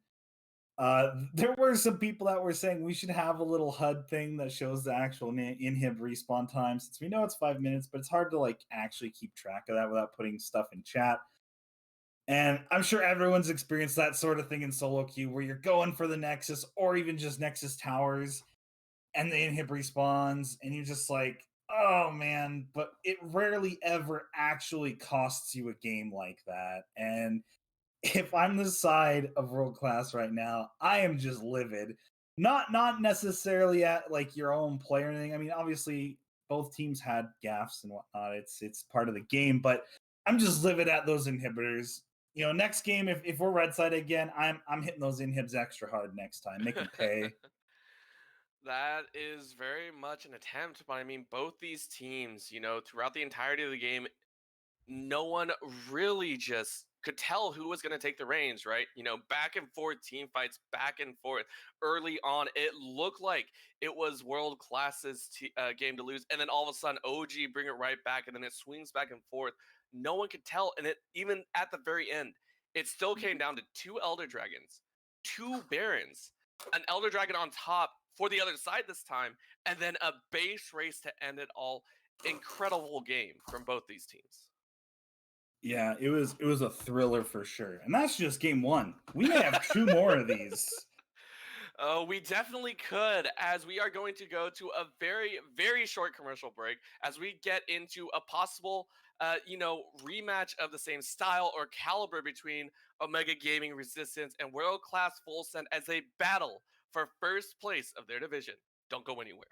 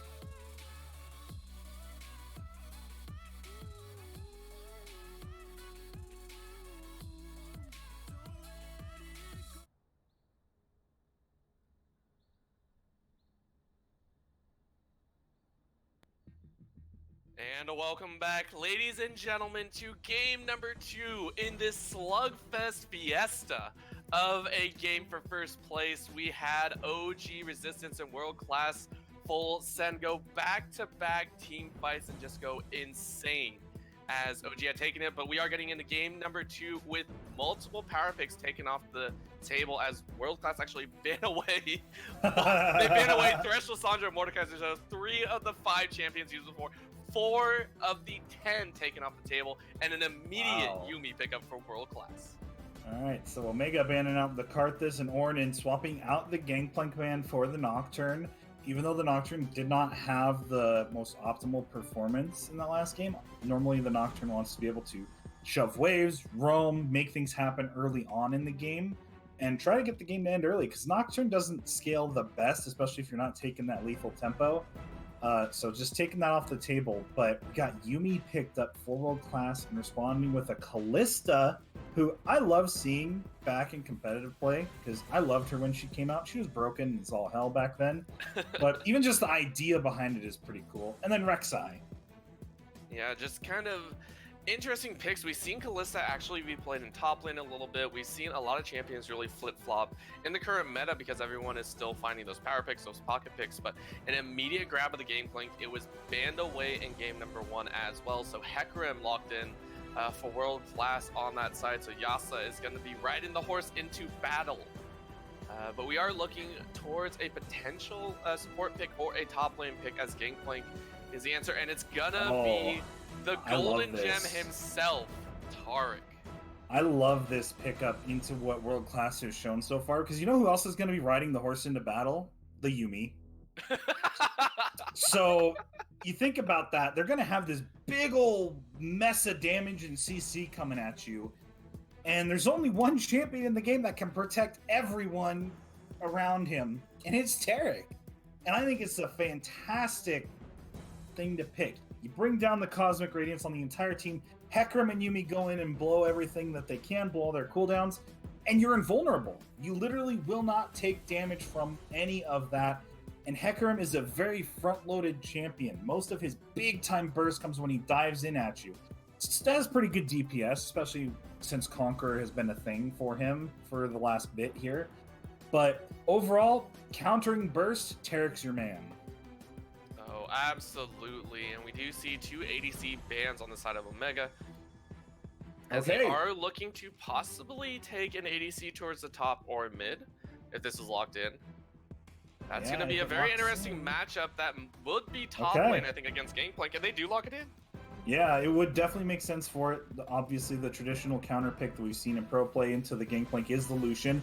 However, Kalista solo lane has been a thing, like you said, and in theory, it would do similar things against Gangplank. It's just if you get slowed, you know, Kalista being slowed is one of the worst feelings in all of League of Legends, so probably just going to be the Lucian. But Zillion and Sivir being locked in, this world-class team comp is the definition of annoying right now. I mean, if you want annoying as well, just right back at you. LeBlanc being, however, the OG annoyance with the distortions is locked in. That is going to be the Time Winder against the Manipulator in the mid lane.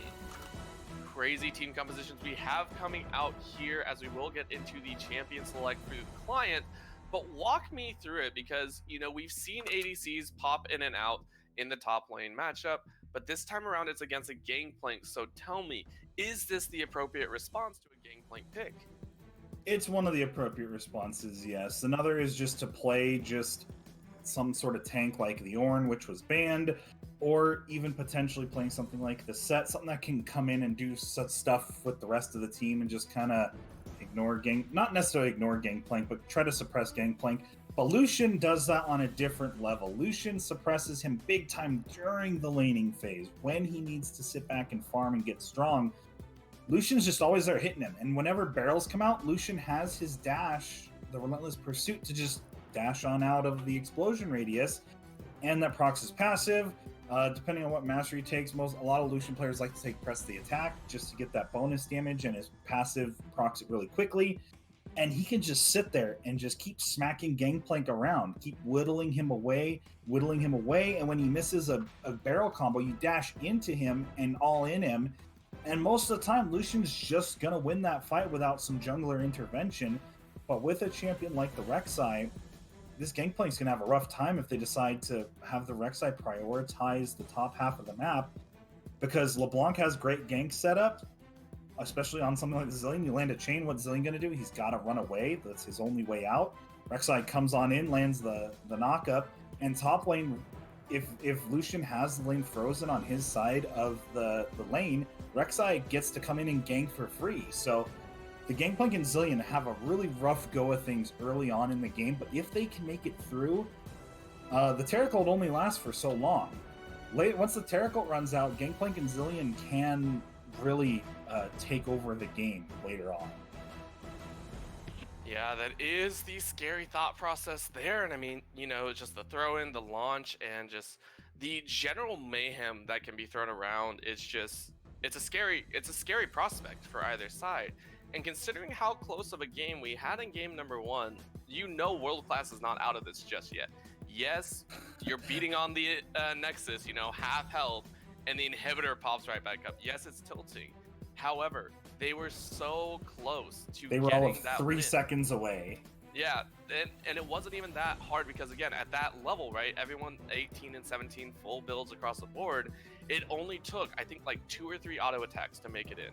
So, crazy stuff coming out. I mean, do you think these team compositions complement those playstyles? Definitely. This world-class team comp accomplishes much of the same that that this one did last game, just different key players. You have the Hecarim and the Yuumi being the stars of the show this time, and you have the late game scaling fallback with the Gangplank and Sivir, and to a lesser extent Zillion, and you have the Zillion giving people extra lives. So it's almost better than the comp that they had last time if they can pilot it correctly. Yeah, I'm very, very excited to see if they can pull it off. But on the flip side, Omega this time with the Callisto throw and with the LeBlanc playing, disruption in the back line, I want to get your thoughts on that, because that matchup feels like it very much swing in favor of LeBlanc in the early game, to the point where Zillion can't even play the game. Definitely it can. Zillion has a really hard time last hitting. I think he has 52 base AD at level 1, which may be one of the lowest for anything that isn't like Sona or Yuumi. So it's really hard to last hit on Zillion uncontested. And when you have a LeBlanc contesting every CS, if your nurse plays the LeBlanc the way you're technically supposed to, putting so much pressure down on your lane opponent, I expect to see a 30 to 40 CS differential in the mid lane. And once again, with the Rek'Sai and the Lucian, both well known as early game champions as well, Omega's kind of all inning for this mid-game victory here, because they're not the best scaling team. So this game has more defined sort of win conditions, where if World Class stretches the game out and hits their 3-4 item breakpoints, they should have no problem winning this game. But Omega has all the tools to get it done early, so it's up to them to really execute this strategy. We'll definitely have to see if they can pull it off. But, looking at the lanes, which one do you think is going to be seeing the most action? Because both Rek'Sai and Hecarim want to make that early game impact, especially Rek'Sai, as you said. Which lane do you think either jungler is really going to be visiting first? And I think it's got to be the top side of the map, so either top or mid. And it's probably going to just be top lane, just due to the fact it's the longer lane. Lucian has a pretty easy time setting up waves. If Gangplank uses a barrel the wrong way, boom, then the wave's pushing to your opponent's side of the map, and Lucian can set up a freeze and keep the Gangplank in a very vulnerable position. And that's the thing that separates top lane from mid lane, is you really have to be good at wave manipulation, otherwise you set yourself up to get ganked. And I don't see a way for Gangplank to escape Rek'Sai's gank with Lucian doing damage without flash.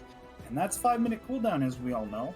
So, he's got like one freebie with a flash, and then other than that, if he messes up his wave manipulation, he has to call you saw up there to push it into the tower and reset it. Otherwise, he's going to be in a bad spot the whole time. Yeah, he really will, but, Gangplank is never out of the game as long as he can keep farming, keep getting that gold. Scale. So we'll definitely have to wait and see. And, even in this bottom lane, going over that Yuumi Sivir pickup, that's going to be so scary with the On the Hunt plus the Yumi speed ups as well. Yeah, definitely. Especially when you give that to a Hecarim. You combine the Hecarim Onslaught of Shadows with the last chapter from Yumi, and that is a ton of CC. If you get hit by the Fear and the Snare on the Yumi ultimate, Zillion throws in some double bombs. There's a Gangplank ult going on as well. The Cosmic Radiance isn't timed well from Cleave on the Taric. The side of Omega could just die, even if it's mid-game and they are relatively strong. If they get caught up in the teamfight wombo that World Class has, they can still lose fights even when they're power spiking. So it's something that they have to be careful for. Absolutely. We'll have to see if they are able to pull off these moves on either side, or if we're just going to see a massive bloodbath like we did in game number 1. However, we will be going to a very short intermission as we do get prepared for the Rift. But before we go, I do want to talk to you about one of our fantastic sponsors, Kono. If you are looking to take your game to the next level, it all starts with your peripherals. From keyboards to keycaps, mice, and more, our friends at Kono have got you covered. Kono works with some of the world's best designers, inventors, and makers to bring you some of the best gaming peripherals around. Kono have been huge supporters of us here at Upsurge and have made generous contributions to our prize pools. If you need to find a new keyboard, check out the Hexgear's X1 RGB low profile Bluetooth mechanical keyboard. That's one of them on the shop. So if you are interested in getting one of those, you can use the discount code UpsurgeGG for 7% off your first order. For more information, head over to kono.store to check out all they have to offer. We will be going into a very short break. Thank you so much for sticking with us after that game number 1, but we have more action coming to you in just a few, so don't go anywhere. We'll be right back.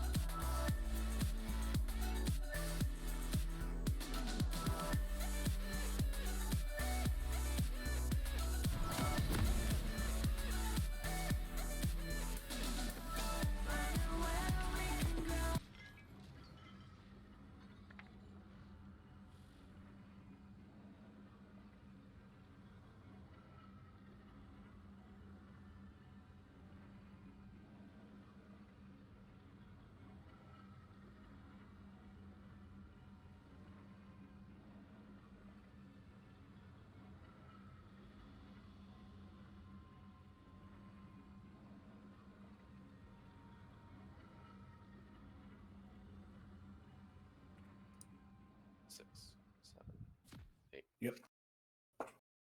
All right, and welcome back, ladies and gentlemen, to game number 2 between these two awesome teams on the Rift. So they're getting underway for what could possibly be the game winning and the standings defining game here. Yeah, definitely. We got World Class on the blue side, Omega on the red side this time around, and two pretty different team comps coming out here. Whereas last game they could be compared a little more 1-to-1. This time, though, we got a lot of scaling on the side of World Class and a lot of early mid game power on the side of Omega. And junglers getting into it a little bit. Yeah, that's that Hail of Blades damage actually coming out. Yasa takes quite a bit as he has to recall, but it's the early game. Nothing spawns for another about 20 seconds, so gonna be pretty happy about that. Yep. And one thing to take note of is for the side of World Class's bottom lane, there are 2 exhausts down there in the bottom side, both on the Sivir as well as the Yuumi, who also took heal, obviously. Standard bottom lane stuff there. But with the recent buffs to exhaust, it's gotten a lot more popular. We even see the Callista has it as well, with the Taric taking the heal. And we do have Hail of Blades Callista, which is once again geared more towards the early game, because if you want your Callista to be doing something later on, you'll either see press the attack or lethal tempo being picked up there just for the extra damage or attack speed later on in the game. Whereas Hail of Blades very much good in the early game. You walk up, you smack someone 3 times and rend, and that's a fantastic trade. Later on in the game, doesn't really accomplish a whole lot for a champion like Callista. Yeah, it doesn't really, but that's what the hope of the items is going to do, as a little bit of poke goes down in that mid lane, but going to be pretty happy about the trades. Oh, Cleave trying to throw out a little bit of a hold there, as we actually do see, we didn't get to mention it in the Champ Select, Cleave actually coming in instead of Unfortunate on that side, so. Yeah, and NDMA doing a complete 180 in terms of support champions. Went from playing Pyke, who's like the most assassin-like aggressive support in the game, to playing Yuumi, who is very much the opposite of Pyke in almost every conceivable way. Yeah, just sits on a champion pretty much. I think what the running joke was, if you had to try hard enough, you could play it with one hand. It's just not doing too much there. There was a guy on Reddit who got, I believe, to high diamond playing ADC and Yuumi, and he played the Yuumi computer with foot pedals. So that's a thing. I don't think that's what's happening here, obviously, but I hope not. yeah, still a little bit of damage coming down in that mid lane as a double bomb does land, and a Prey Seeker goes out to try and stall out D-Lun from getting any more farm. Yeah, and we already see a bit of a CS lead going on in the mid lane. Already 8 CS in the first 3 waves here, so doing a bit of pressuring here onto D-Lun, but you see Lucian, even though he does have a bit less HP, has burned through Gangplank's corrupting pots, and LeBlanc as well has burned through D-Lun's corrupting pots and still has 1 charge left. So both these solo lanes have a bit of a lead on their opponent so far for the side of Omega. Ooh, nice little dodge there from D-Lun, as dodging out that chain meant he didn't have to burn his flash. Still took a lot of damage though with the electrocute proccing, so. But the CS lead is going to continue to grow here in the mid lane as it becomes harder and harder for Zilean as LeBlanc gets stronger and stronger. Will probably just teleport on back with this mana crystal. So just this is the joy of playing scaling champions, is you generally don't do a whole lot early on. Yeah. You really just hold on to the lane as best you can, and I mean, going over it, even though the nerfs came out to that teleport, we're still seeing it run in every single solo lane. I think last game, we even had it on the Ezreal, who, triple teleport. No defensive summoners right there. So pretty crazy to still see that, as D-Lun again trying to go for some farm, as Azudo actually got found out as Supermark throwing a little bit of fun. But there it is. A nice stun goes out as a little jump in. Yasa gets the cat. This might be first kill, as a big knockout means Yasa gets rended to death, and first blood going over to Frosty. Oh. Yep, and a nice little stun as well, as D-Lun actually has to run away. This could be disastrous starting out. And no, actually gonna hold as we pointed out that Cleve came in. We didn't also get to mention that Frosty also came in as well to sub in for Darth in that bottom lane. So already this bottom lane for Omega putting on some spice. Oh no, we see a re-engage coming out as this time LeBlanc is down here.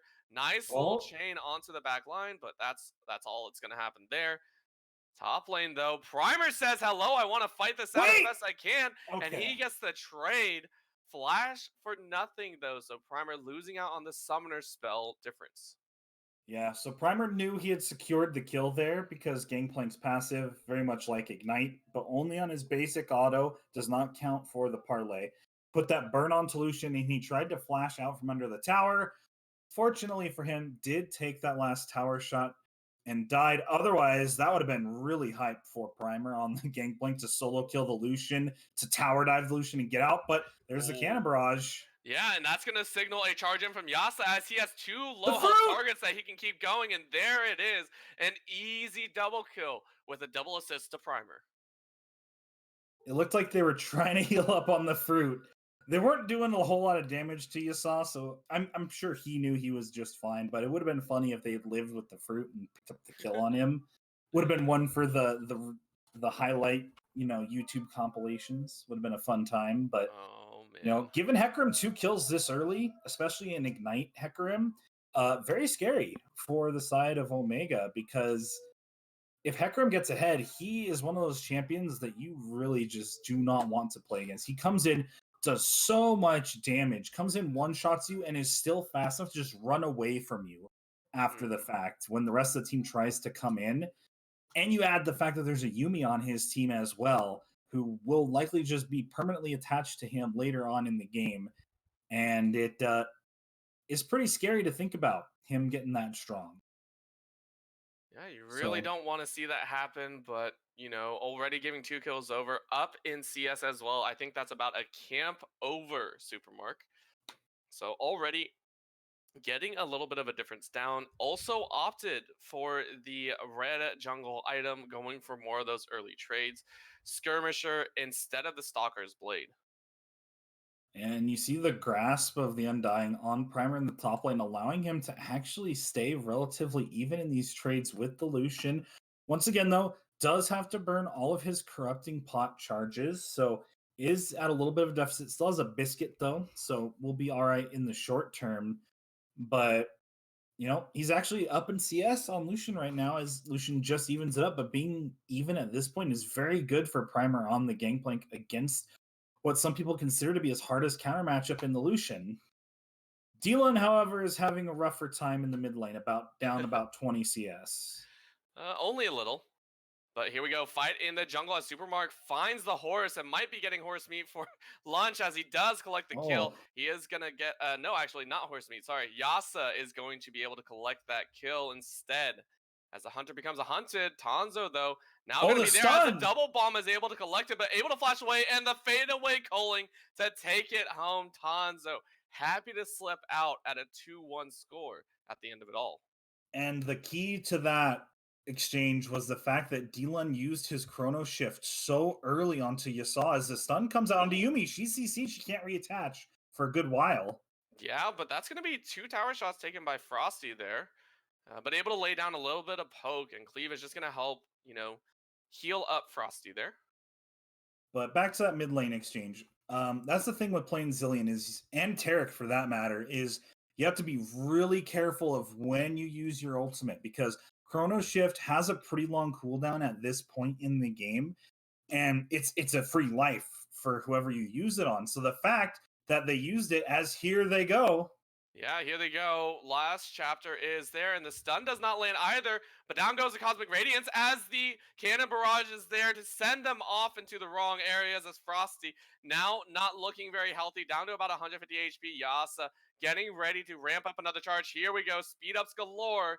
Might be able to collect it. No, the stun goes down, and Yasa is just shredded. One more is going to do it as the Void Rush claims that kill. Yuto is now going to go. So happy. Azuto, sorry, is now going to go down, and just one more is there as Primer teleports in to say happy birthday to me. However, it's not going to work as Primer He's now doing some chasing down damage. Frosty. He is surviving for quite a long time. He has a full block of mana, might be able to get it, but in comes LeBlanc as well to help He the game. got He does one. pick up one, but that is an overall going to be a 4-for-1 in the extended team fight trade, and World OG Resistance say hello to a successful lead.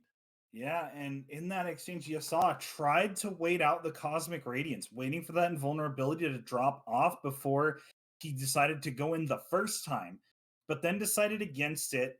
Then they kind of chased down Frosty a little bit and got him pretty low and decided to go in for it, but couldn't actually fully commit to going all the way under the tower. Then he got stunned up by Taric and died, and these little moments of indecision with going in versus not going in and using the abilities like the Chrono Shift is what's going to determine whether or not World Class can win this game. Because you have to be able to use those abilities to their full potential. Otherwise, the champions are not getting their full value.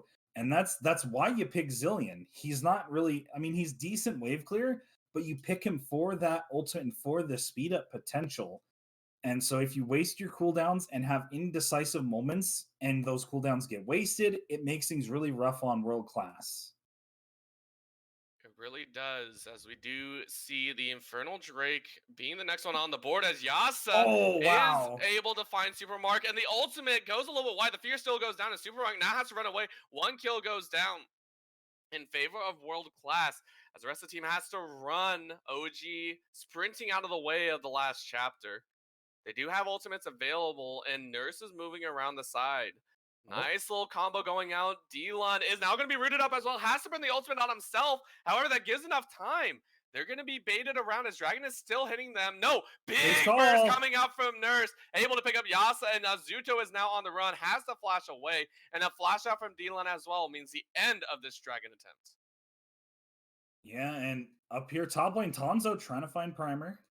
Yeah, burns the flash out of Primer as the spears are still stacking up. So Dragon attempt stalled from World Class, but the Dragon is going to be started up again by Omega Gaming, and that's going to be Infernal Drake to Supermark, who started and ended this entire Dragon exchange.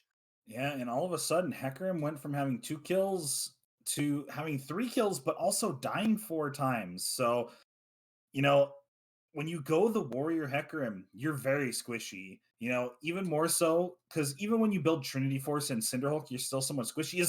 Zealand gets deleted under his tower.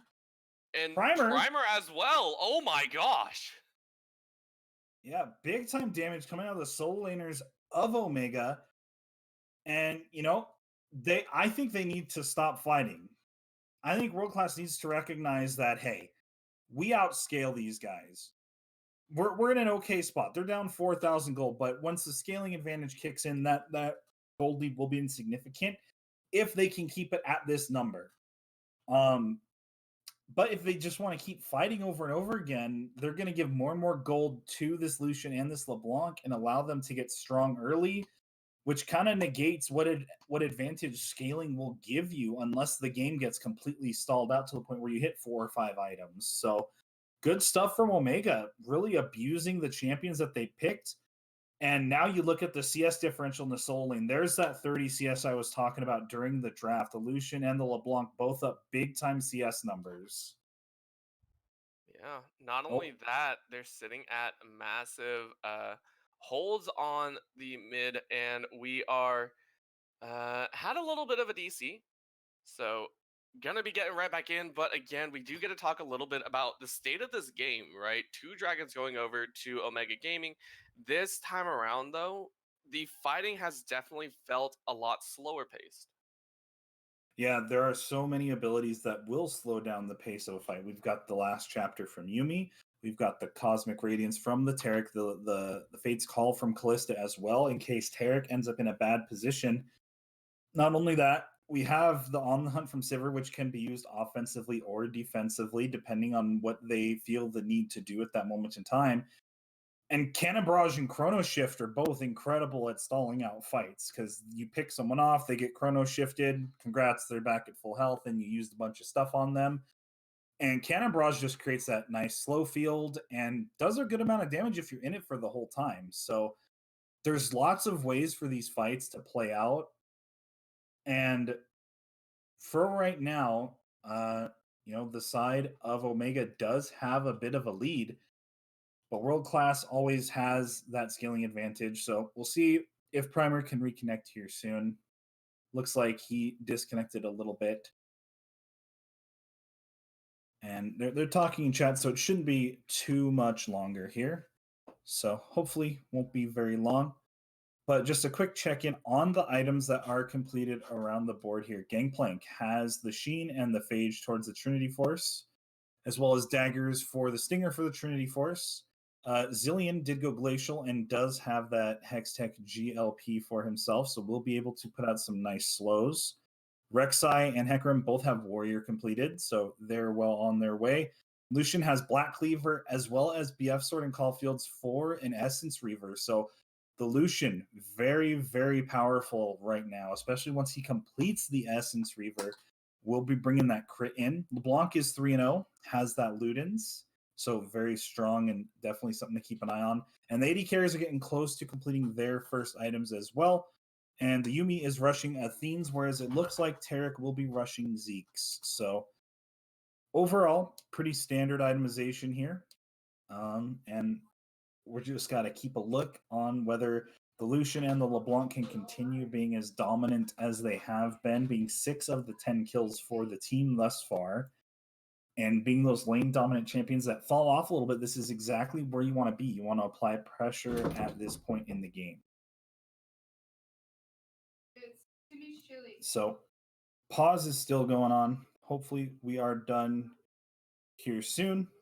My partner has disconnected for a little bit, so I am solo casting right now. So hopefully it won't be too much longer before he is back.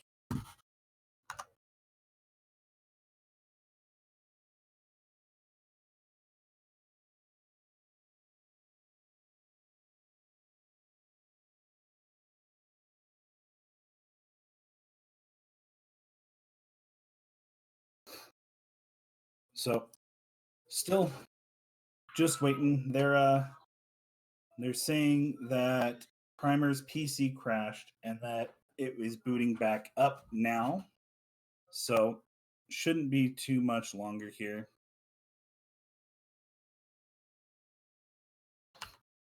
And overall, we've got, in terms of gold, we do have about a 5K gold lead for the side of Omega.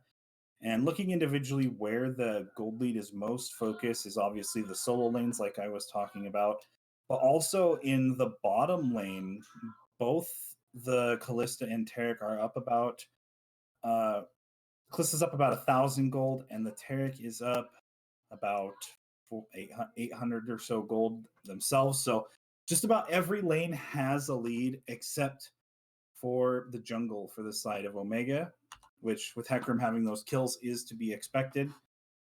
But big CS differentials in the solo lanes being the story of the game thus far, as well as those bottom lane fights where Yasah just tried to go in, wasn't sure if they were committing or not, and actually got stunned up by Cleave's Tarek and went down and gave some kills over to Frosty and Cleve. And then LeBlanc came down and picked up some kills for herself. Lucian got a solo kill in the top lane as well as picking up a kill on Hecarim in the top side river. So overall, just a very good start to the game for Omega. So hopefully this pause won't be too much longer.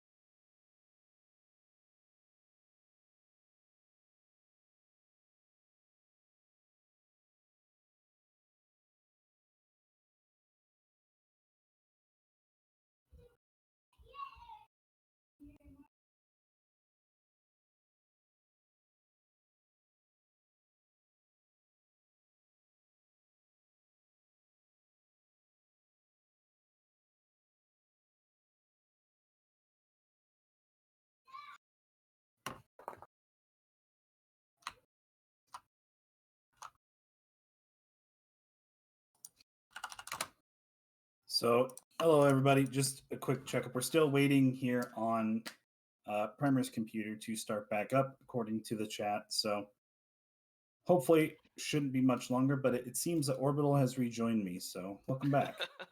Yes, I have, as the break is very extended. Again, so yeah, it's been, you know, these pauses also have a drastic effect, which is never fun to say the least, right?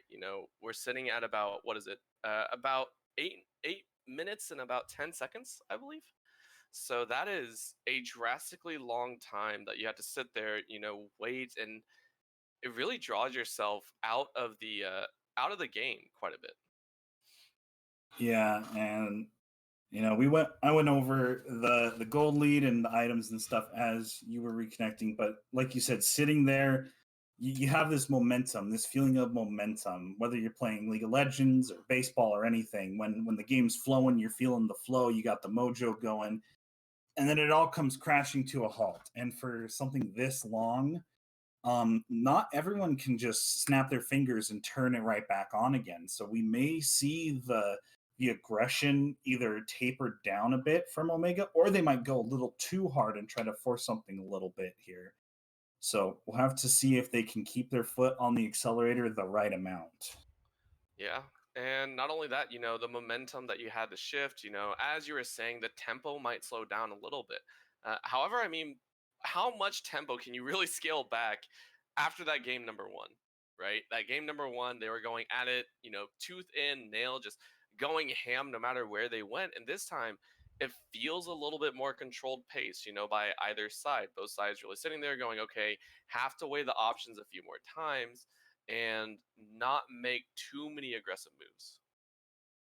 Yeah, but when they have an early game comp like this and they're jacked up after winning that game one, because let's be honest, if you were them and your inhibs came back up and saved you and you came back and won that game, you're riding high. Your endorphins are going crazy. You've got a lead with your early game characters going on in this game, and you just want to keep putting your foot on their throat and pushing down as hard as you can to try and secure this 2-0 and get yourself first place out of your groups. So, I'm sure that they've got their focus going, especially since Frosty and Cleve didn't actually play in that last game. This is their first game of the series. They're fresh. They're ready and raring to go. So shouldn't be too hard for them. Yeah, and I mean, going over what they've done so far, they've done immaculately, I feel.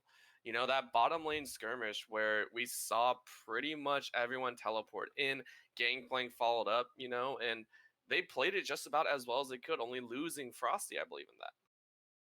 Yeah, and overall, they did play it very well. Primer came in, got a kill in a 1v4 actually, so he actually did a little bit for himself before his computer died. But these Taric ultimates are really dissuading World Class from trying to do much of anything. We saw that one when Yasuo was coming in the bottom lane. That came down. Yasuo kind of stutter step back and forth, wasn't sure where he was going, then went back in and almost took out Frosty. But then when he went back in for the next reengage to finish Frosty off, the next Taric stun came out and they finished off Yasuo really quick. And that's going to be the big thing for World Class, is determining when they are strong enough to try and fight for objectives. Because they're at the point, they've lost the 2 dragons. So now, if you give up another one, you can, but then that puts pressure on you for the rest of the game, because then your opponents are on soul point. And with a soul like the Cloud Soul, which gives you that bonus movement speed, as well as the old Nimbus Cloak passive, where when you ult, you get crazy movement speed. Just imagine what World Class would do with that if they got 4 Cloud Drakes and the Cloud Soul. They would be unstoppable. Sivir would press R and they would teleport across the map. They really would. But if you're Omega, you want to deny that as much as humanly possible, especially the extra ultimate CDR, because they have some really impactful ultimates. All 5 of their ultimates can change a team fight. So you have to navigate around that. So you do not want them to get a single Drake now that Cloud Drake is the only one available. So that way they don't get that extra CDR. Because otherwise you're in for a world of hurt. Because when you get to have 2 chrono shifts in a team fight, it's pretty unlucky. Yeah, it's extremely unlucky. We saw that at the at the tail end of game number 1, ultimates flying down pretty much every 20 to 30 seconds.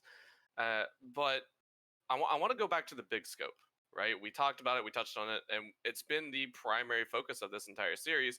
Both these teams fighting for first place, really wanting that, that really good seeding spot. But only one team can make it. And last game, is a nail biter of a game. This time around, to you, does it look like Omega Gaming Resistance have gotten their win back and really taken the momentum back in this game number 2? So far, yes, they have. And they have a comp to where they could end this game in the next 12 to 15 minutes, no problem if they play their cards right.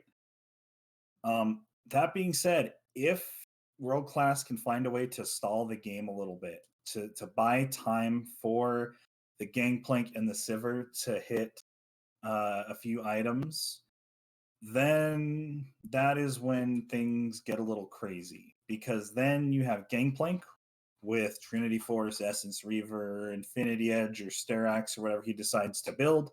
Those barrel combos are going to be very explosive, as it seems Orbital has died again. So I'm just going to continue talking here. But, Zillion is no slouch when it comes to damage later on in the game as well. Especially if he ends up building, a bunch of AP, gets Rabadons, gets some extra items, gets some magic pen going in there. Those double bombs will hurt and do a significant amount of damage. And he can always place a bomb onto Hecarim as he's going in and sort of deliver the bomb, get that extra burst of damage with Hecarim and Yuumi going in. And that might be enough to actually destroy a team fight, depending on who ends up getting caught up in that business. And we all know about the 500 CS win condition Sivir. So, once they get their items going, this will be a very exciting game for World Class. But Omega is trying to prevent us from getting to that point. They do not want the game to get to that point. And so far, they're doing good. They've got themselves a 5K gold lead at 14 minutes, right as plates are falling. And I believe they only have one plate. I can't see the bottom lane tower right now because LeBlanc's lovely face is over the number of plates that are remaining. So they should be starting up again here soon. I'm receiving word, so I will just have to soulcast without Orbital here. But most of this gold lead is just from kills and the CS differential in the solo lanes. So it's not even like Omega's gold lead is from towers, which are standing gold, which can be pulled back. So world class, they're only missing the one tower. They took one plate, and there's two plates bottom that have been taken on the side of world class. So overall, they're in a pretty good state to try and stall this game out.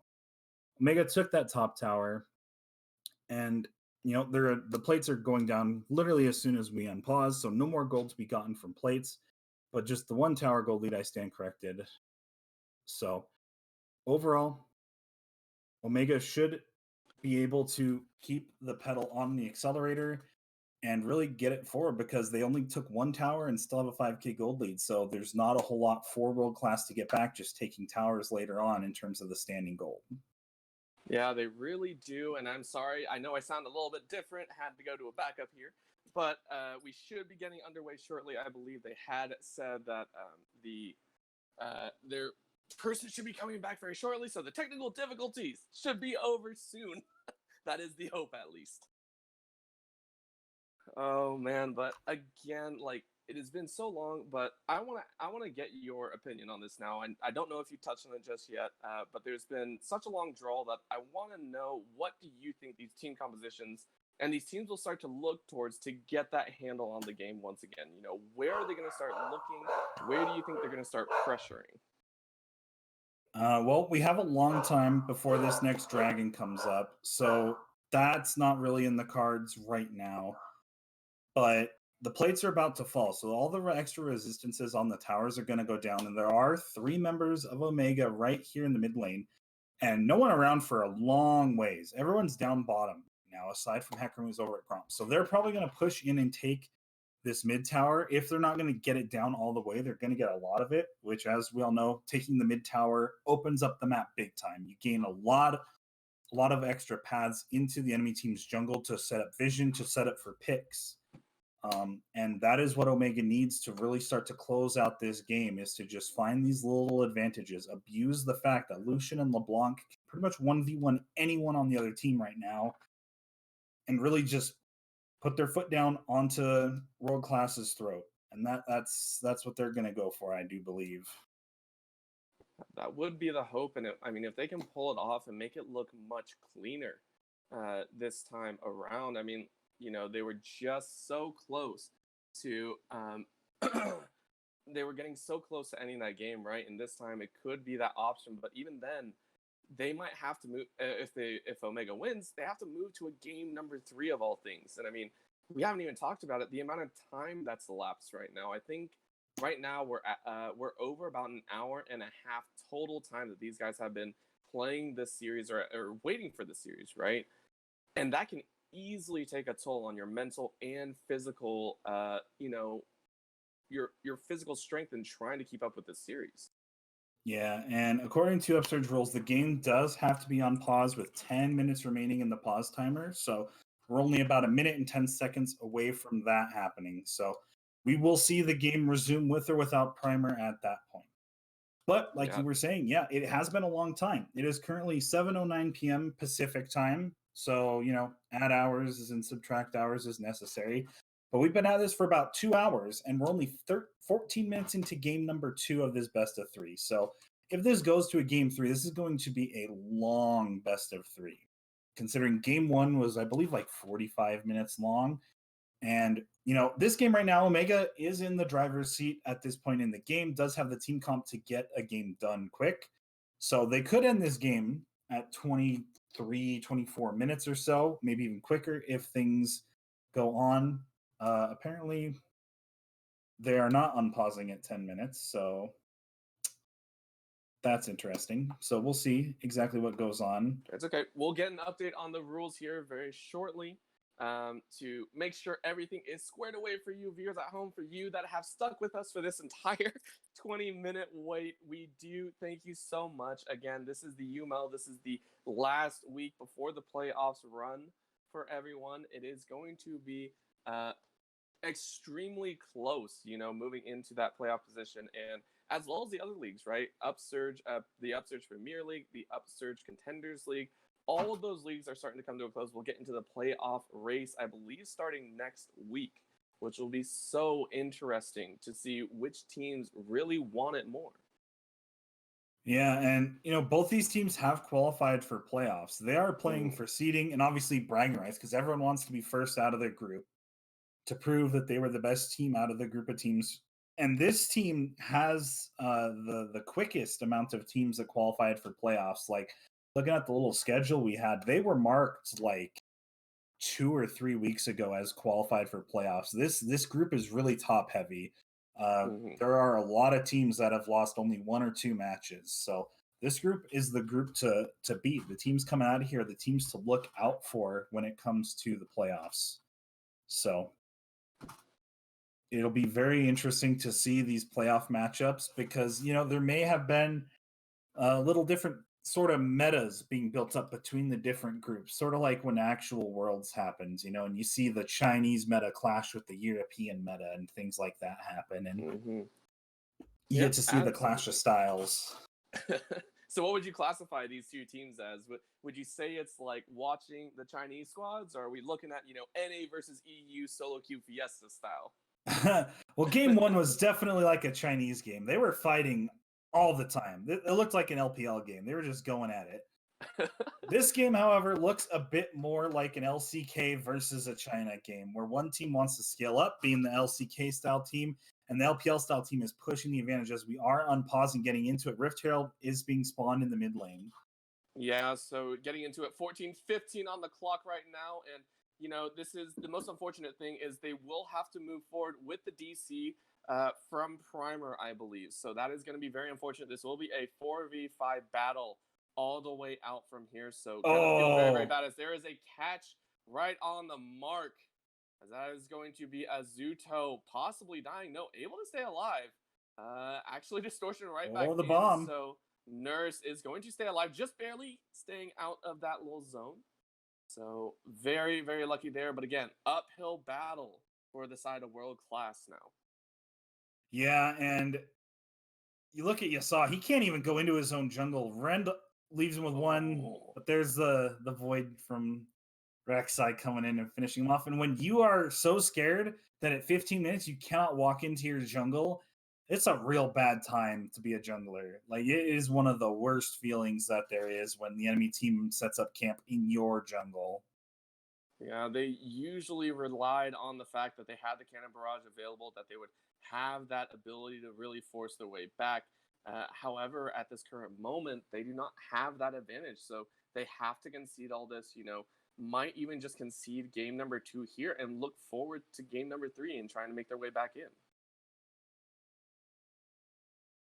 Yeah, we'll see what ends up going on, because there's no playbook for playing 4v5. Like, this is just incredibly unfortunate that this is happening here. Yeah.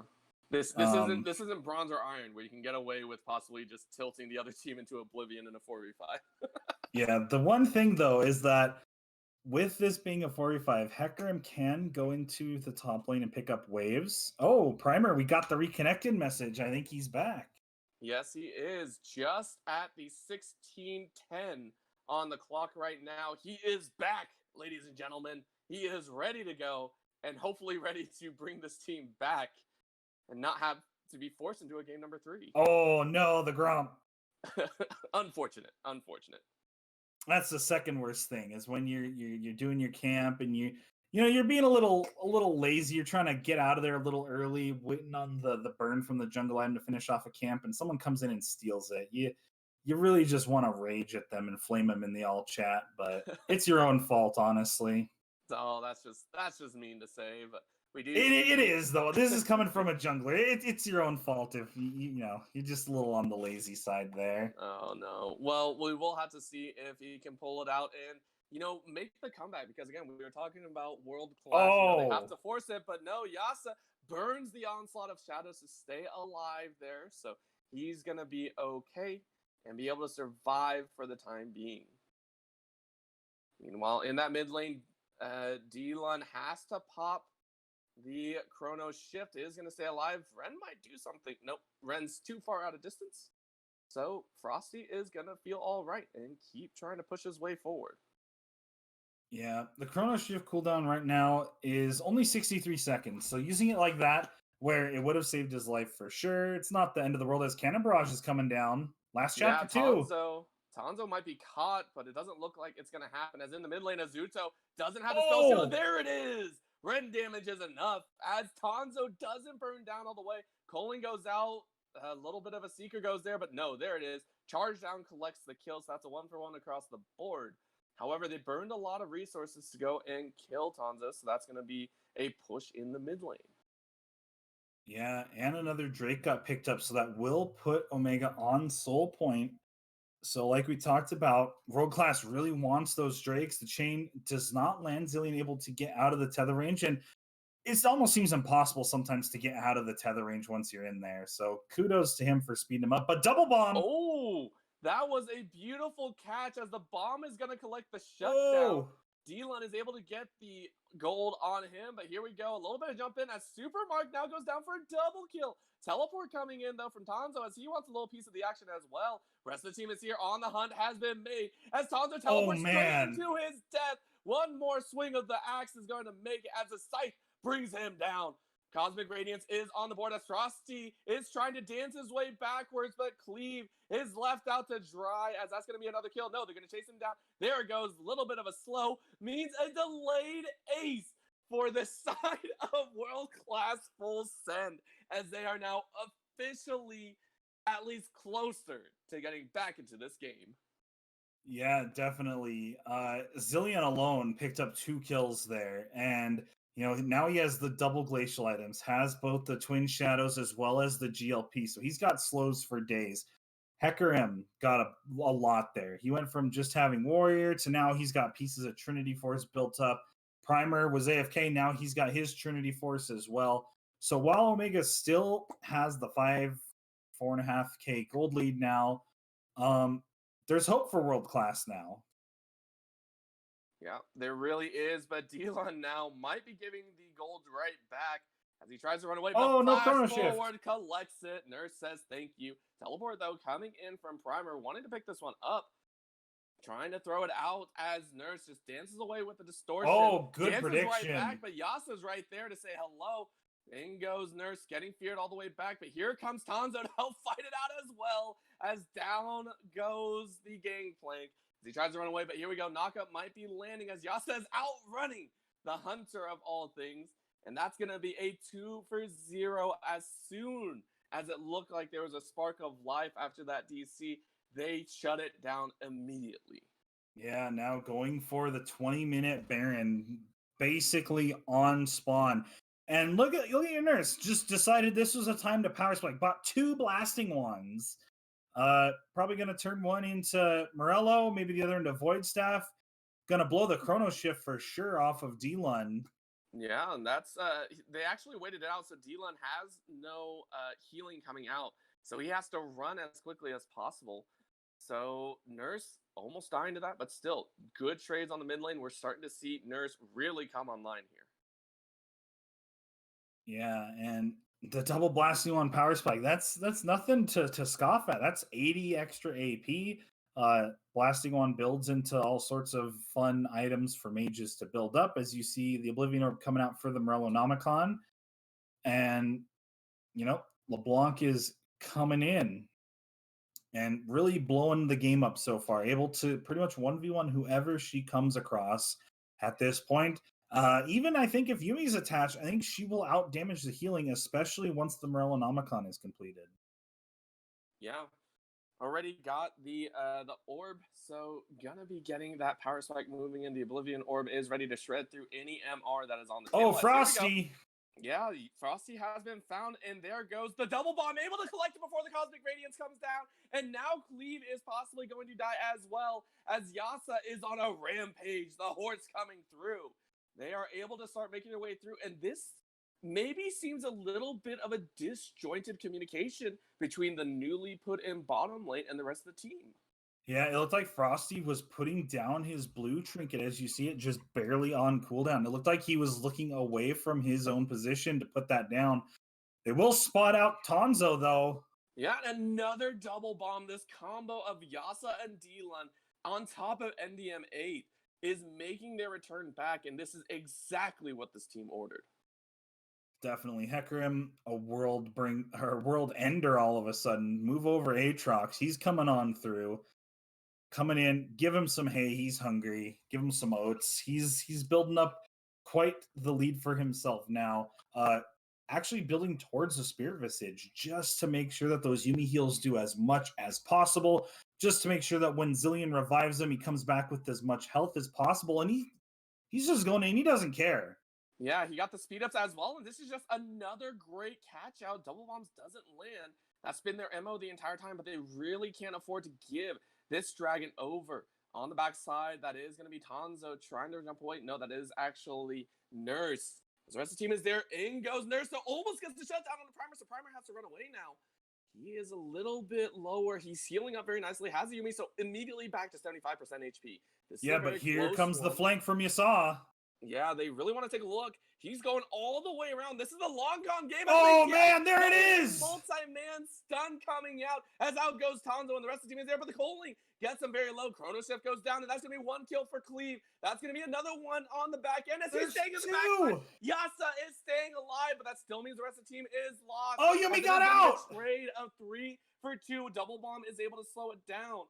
That is going to be OG being able to collect this fourth dragon, but an insane team fight in a drastic attempt to save this game. Yeah, and that is one example of the chrono shift that technically was the correct play, where you want to put it on the Hecarim as he's diving in.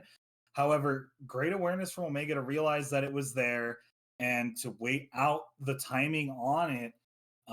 Whereas he could have put it down onto Azuto as well, because he got bursted down in that fight. Probably could have come back up and dealt a bit more damage as well. So it's one of those damned if you do, damned if you don't situations for Azuto, at least. where he's just like, I could have done a lot more damage had you ulted me, but at the same time, if Yasuo actually died there and didn't get that double kill, they would have been in a way worse position. Oh yeah, absolutely. And now with the soul on the board, I mean, this just gets so painful to see 20% extra CDR on top of the other ultimate cooldowns. We're seeing Cosmic Radiance on a 1.5-minute cooldown, Fade's Call on just under a 1.5 minutes, Void Rush on a 50-second cooldown. These ultimates will be up and flying for the side of OG Resistance. And not only that, but the Cloud Soul just gives you bonus movement speed as well. Like, look at LeBlanc. She's running around at 422 movement speed. So is Taric. And Callista actually has 483 movement speed while the Soul... Oh, she was in the zone. My bad. I didn't notice that. But still, 429 for her. That's still pretty fast for a Callista. And these guys are really quick now with this Cloud Soul. And you can only imagine what World Class would be able to accomplish with it. So good for Omega to take that option away. But we're getting to that point where the second item is coming in for these late game scaling champions. The Gangplank almost has Essence Reaver done, and Sivir is getting close to Infinity Edge. So at that point is when you're going to start seeing these fights potentially start to turn. Because once Sivir has an extra crit damage, the 50% crit chance isn't great, but it's better than not 50%. And the crits bouncing through fights can do a lot of damage as well. And Yasuo is proving that with Yuumi attacks, he can 1v9. Yeah, he really can. As the Colin comes out to try and stall off the attack, but Primer? only about half health. Primer is looking to try and lay down the ultimate, was looking to try and help as he is able to get himself to safety. In goes Tanzo, getting cut down by the scythe of Hecarim. But Primer is able to get away. I do believe he was actually watching his other side of the screen. That definitely looked like an ultimate being thrown down. Here we go. Another little jump in as Yasa trying to get those executions down and really make an opening for his team to come back. Yep, here we go. Charge in. in. Frosty getting jumped on, and that's going to be the exhaust as well. Double bomb whisk, though. That's a big one that they need. Cosmic Radiance coming down as well, but it only lands on one. Fade's Call throws him back in as Dylan is able to get it. Chrono Shift is on him as that's going to be the cut down coming in. But look at the health bars. Down goes. Yasuo lived. He's able to survive after cleaving down Cleave.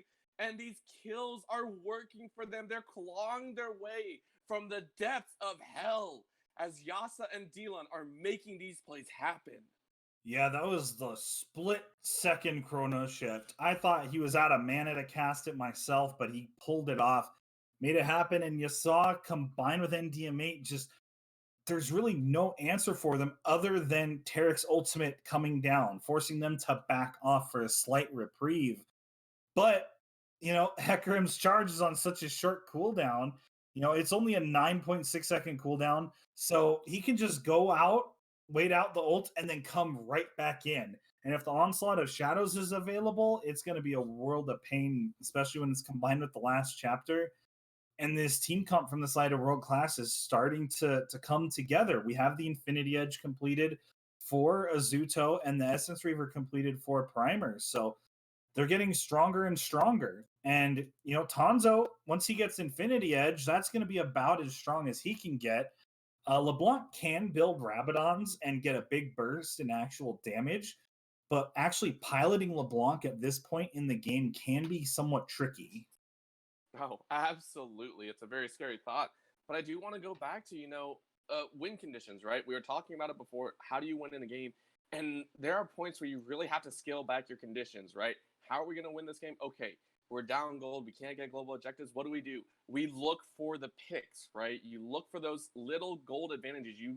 You climb back. 300 gold at a time, 200. As they're looking for another 300 gold on the table, as Supermark is just slaughtered where he stands, flashes over the wall, able to get into the Baron Pit, able to get to Cleave, able to try and, regen a little bit more health, but that allows World Class to move towards that mid lane. Yeah, they have the inside track on the tower. Primer has barrels set up, so he should be able... Oh, feels bad. Just Gangplank things. But that's another reason why Lucian is good into Gangplank right there, actually. Yeah, and Dylan has to run away. Another one, enough! Electrocute made it, and Tanzo is now able to run away. No, Cannon Barrage slows him down, and Yasa is just so fast, doesn't even care. Oh, but the root's there! This could be it! In goes Golden Yasa, the horse, looking like a trophy right there, but in comes the boomerang as Azuto is almost killed right there. No, able to survive, but Baron is being started up by the side of OG Resistance. They want this so bad. Yeah, and it kind of looks like last game where the teams traded Baron and Elder Drake 3 separate times, but not they're pinging on the Elder Drake, but with Callista, they can run this down from pretty high health, not as high as it used to be. Obviously, they nerfed it by half, so about at 2,000 or so, they should be able to pull it off and head towards the Elder. But your nurse is just popping people.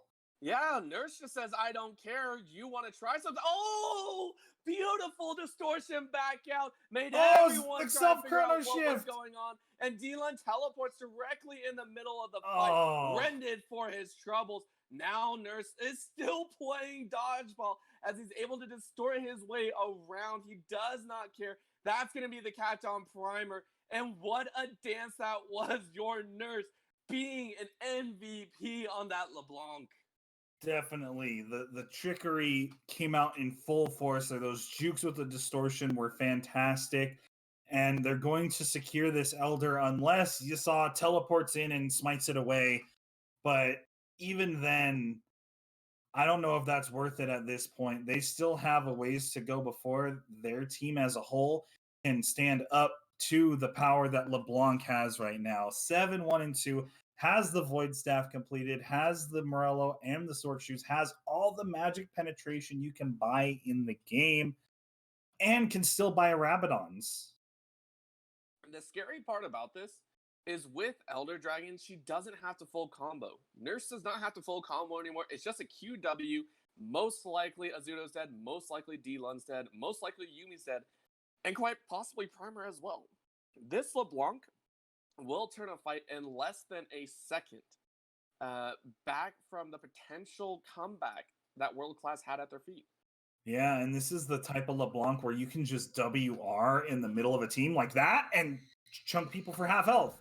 And when you have Elder, that's going to keep burning, and you only have to take away 80% of someone's health bar to kill them with the Elder Drake. So she doesn't even have to 100 to 0 them. She only has to 100 to 20 them. It is very, very true, as we do see the rest of the team piling on that bottom side, knocking down that inhibitor. Nice little slow coming out, but I don't think they're going to be able to do anything here as they scatter right back towards the mid lane with the wave now. Damage. Frosty in a bad position. Sides. There it is. Frosty has to flash away. Last chapter is able to clip on one, but not enough to force an engage. Ultimate's being burned, but that is going to be an inhibitor down and base broken for OG Resistance. Yeah, Tarek will provide a little bit of a heal to Frosty there, as you see, but Cannon Barrage come out just to slow the minion wave down. Yeah, they're doing their best that they can here, trying to hold off. And honestly, they're doing a pretty good job about this. I mean, this is actually what got OG last time, I feel. And I'm very sorry. I believe I've been saying it wrong this entire time. It was actually World Class look down 0-1 in this series. That is, oh my gosh, I can't believe I made such a bad mistake there. But again, OG Resistance trying to push their way into the base here as they can possibly clinch this win. Down goes the inhibitor tower as they look and cleave. Oh, the exhaust! Cosmic's Radiance is able to collect on everyone as they are looking to break open this space, break open the game. Void Rush is there as Dunn gets shot. Gonna be Chrono Shifter right back up, but the stun misses. It doesn't matter as Tanzo picks it up. That is going to be a secured kill with the, excuse me, with the rest of the team moving towards that top lane, ready to get the last inhibitor. Yeah, Elder Drake and Baron are gone now, however, so we'll see if they really want to push in, because here's Yasa! Yeah, there we go. They know the Radiance is down, but barely stays alive. Yasa goes down, but not before dealing a crap ton of damage. That's going to be the GA popped on Supermark. Prey Seeker goes out, trying to see if Aruto is worth trying to jump Watch off. your Nurse. Yeah, Nurse tries to go back in, does get the spell shield off in time. That's going to be a couple more auto attacks. Has to flash away as Supermark taken down. Oh, the Cannon Barrage! HP Cannon Barrage gets it. The snipe from the captain himself as in goes Nurse, trying to get that last little shot. But again, Yumi healing Azuto up to about 75 HP. And they survive, holding the base out of 1 for 4, but still losing most of their base in response. Yeah, and you saw just how much work the Elder put in. Popped the GA of Yasa early on, made Dylan use the Chrono Shift. He got popped by that, then got popped by it again. And, you know, overall, it's just going to be really hard for World Class because I think the next organized push that Omega can put together can end the game. And Uranus is playing a bit of a dangerous game here, being under half health, can get absolutely popped. Yeah, definitely can, but could do the popping right back as Yasa almost goes down. If Elder Dragon had been up any longer, that could have been a kill. Yeah, definitely. But you see the double needlessly large rod coming out for your nurse, and looking at the completion gold is just about at that point where they'll be able to purchase the Rabadons, and that is when the real fun begins for LeBlanc, because everything that is being done right now, multiply it by 40%, because that's how much extra AP Rabadons gives. I know it's not exactly a one-to-one conversion because LeBlanc doesn't have 100% AP scaling on all her spells, but, there's the Rabadons. She's really strong. You got to look out for that. Oh, yes, you do. And here we go. Fate's Call being pulled in as Cleve actually tries to throw a little bit of a curveball in, but this just might be enough. Burns the flash out of Azuto. There it is. Last chapter there does catch out Cleve as Cosmic's Radiance is pulled down in concern, and this might be the fight that ends it all. No. Both teams decide to respectfully back off. Big ultimates being burned, and that just means Baron is on the table. Yeah, and it's so risky for Yasa to come in for this Baron. You look at this LeBlanc, does whiff the double distortion, though. Yeah, and still playing a little bit of dodgeball here. He's so tanky as well. Not able to come down as Baron. Being chucked out so fast. 3K on the board, and there it is. That's going to be the smite coming down from the Callista. Able to pick it up. All right, I think World Class needs this Elder Drake. If they don't get this Elder Drake, I don't see a way that they can repel the push. Yeah, they need a dance for it as best they can. Tonzo moving down. Oh, there's a stun, though! Bomb. That might be the kill that they need. Flash over the wall. Nurse is able to get away. Oh, there's a shutdown! No, they get the shutdown. That's one kill that they need. 3 stun! Lands on 3. Big one. QSS down from Frosty. He's trying to make his way in, but that's going to be the stun back in reprieve. Cleve might get the kill. No, that's going to be the Chrono Shift keeping Yasa alive, and World Class are doing it. They're dancing their way around the entire way. Look how fast he is! Once again, charging his way in. Nice knock up into Sansa. That's going to be the kill. And Frosty still has the GA available. That's going to be the Ren not getting the kill. But look at the mana bars on both sides. Last chapter goes out once again. They do get the GA. That's the cannon barrage. Again. That's going to be Primer in the backline. He went down before as he stays alive just. Oh, he got Dylan. That might be it. No, Frosty picks up the kill, but the boomerangs are too strong as the delayed ace for 2 in favor of World Class comes out in the last few minutes of the game. Exactly what they needed. Definitely. Gangplank will go back. He'll be able to stop the minions with his barrels, whereas Yuumi and Sivir should be able to take the Elder Drake.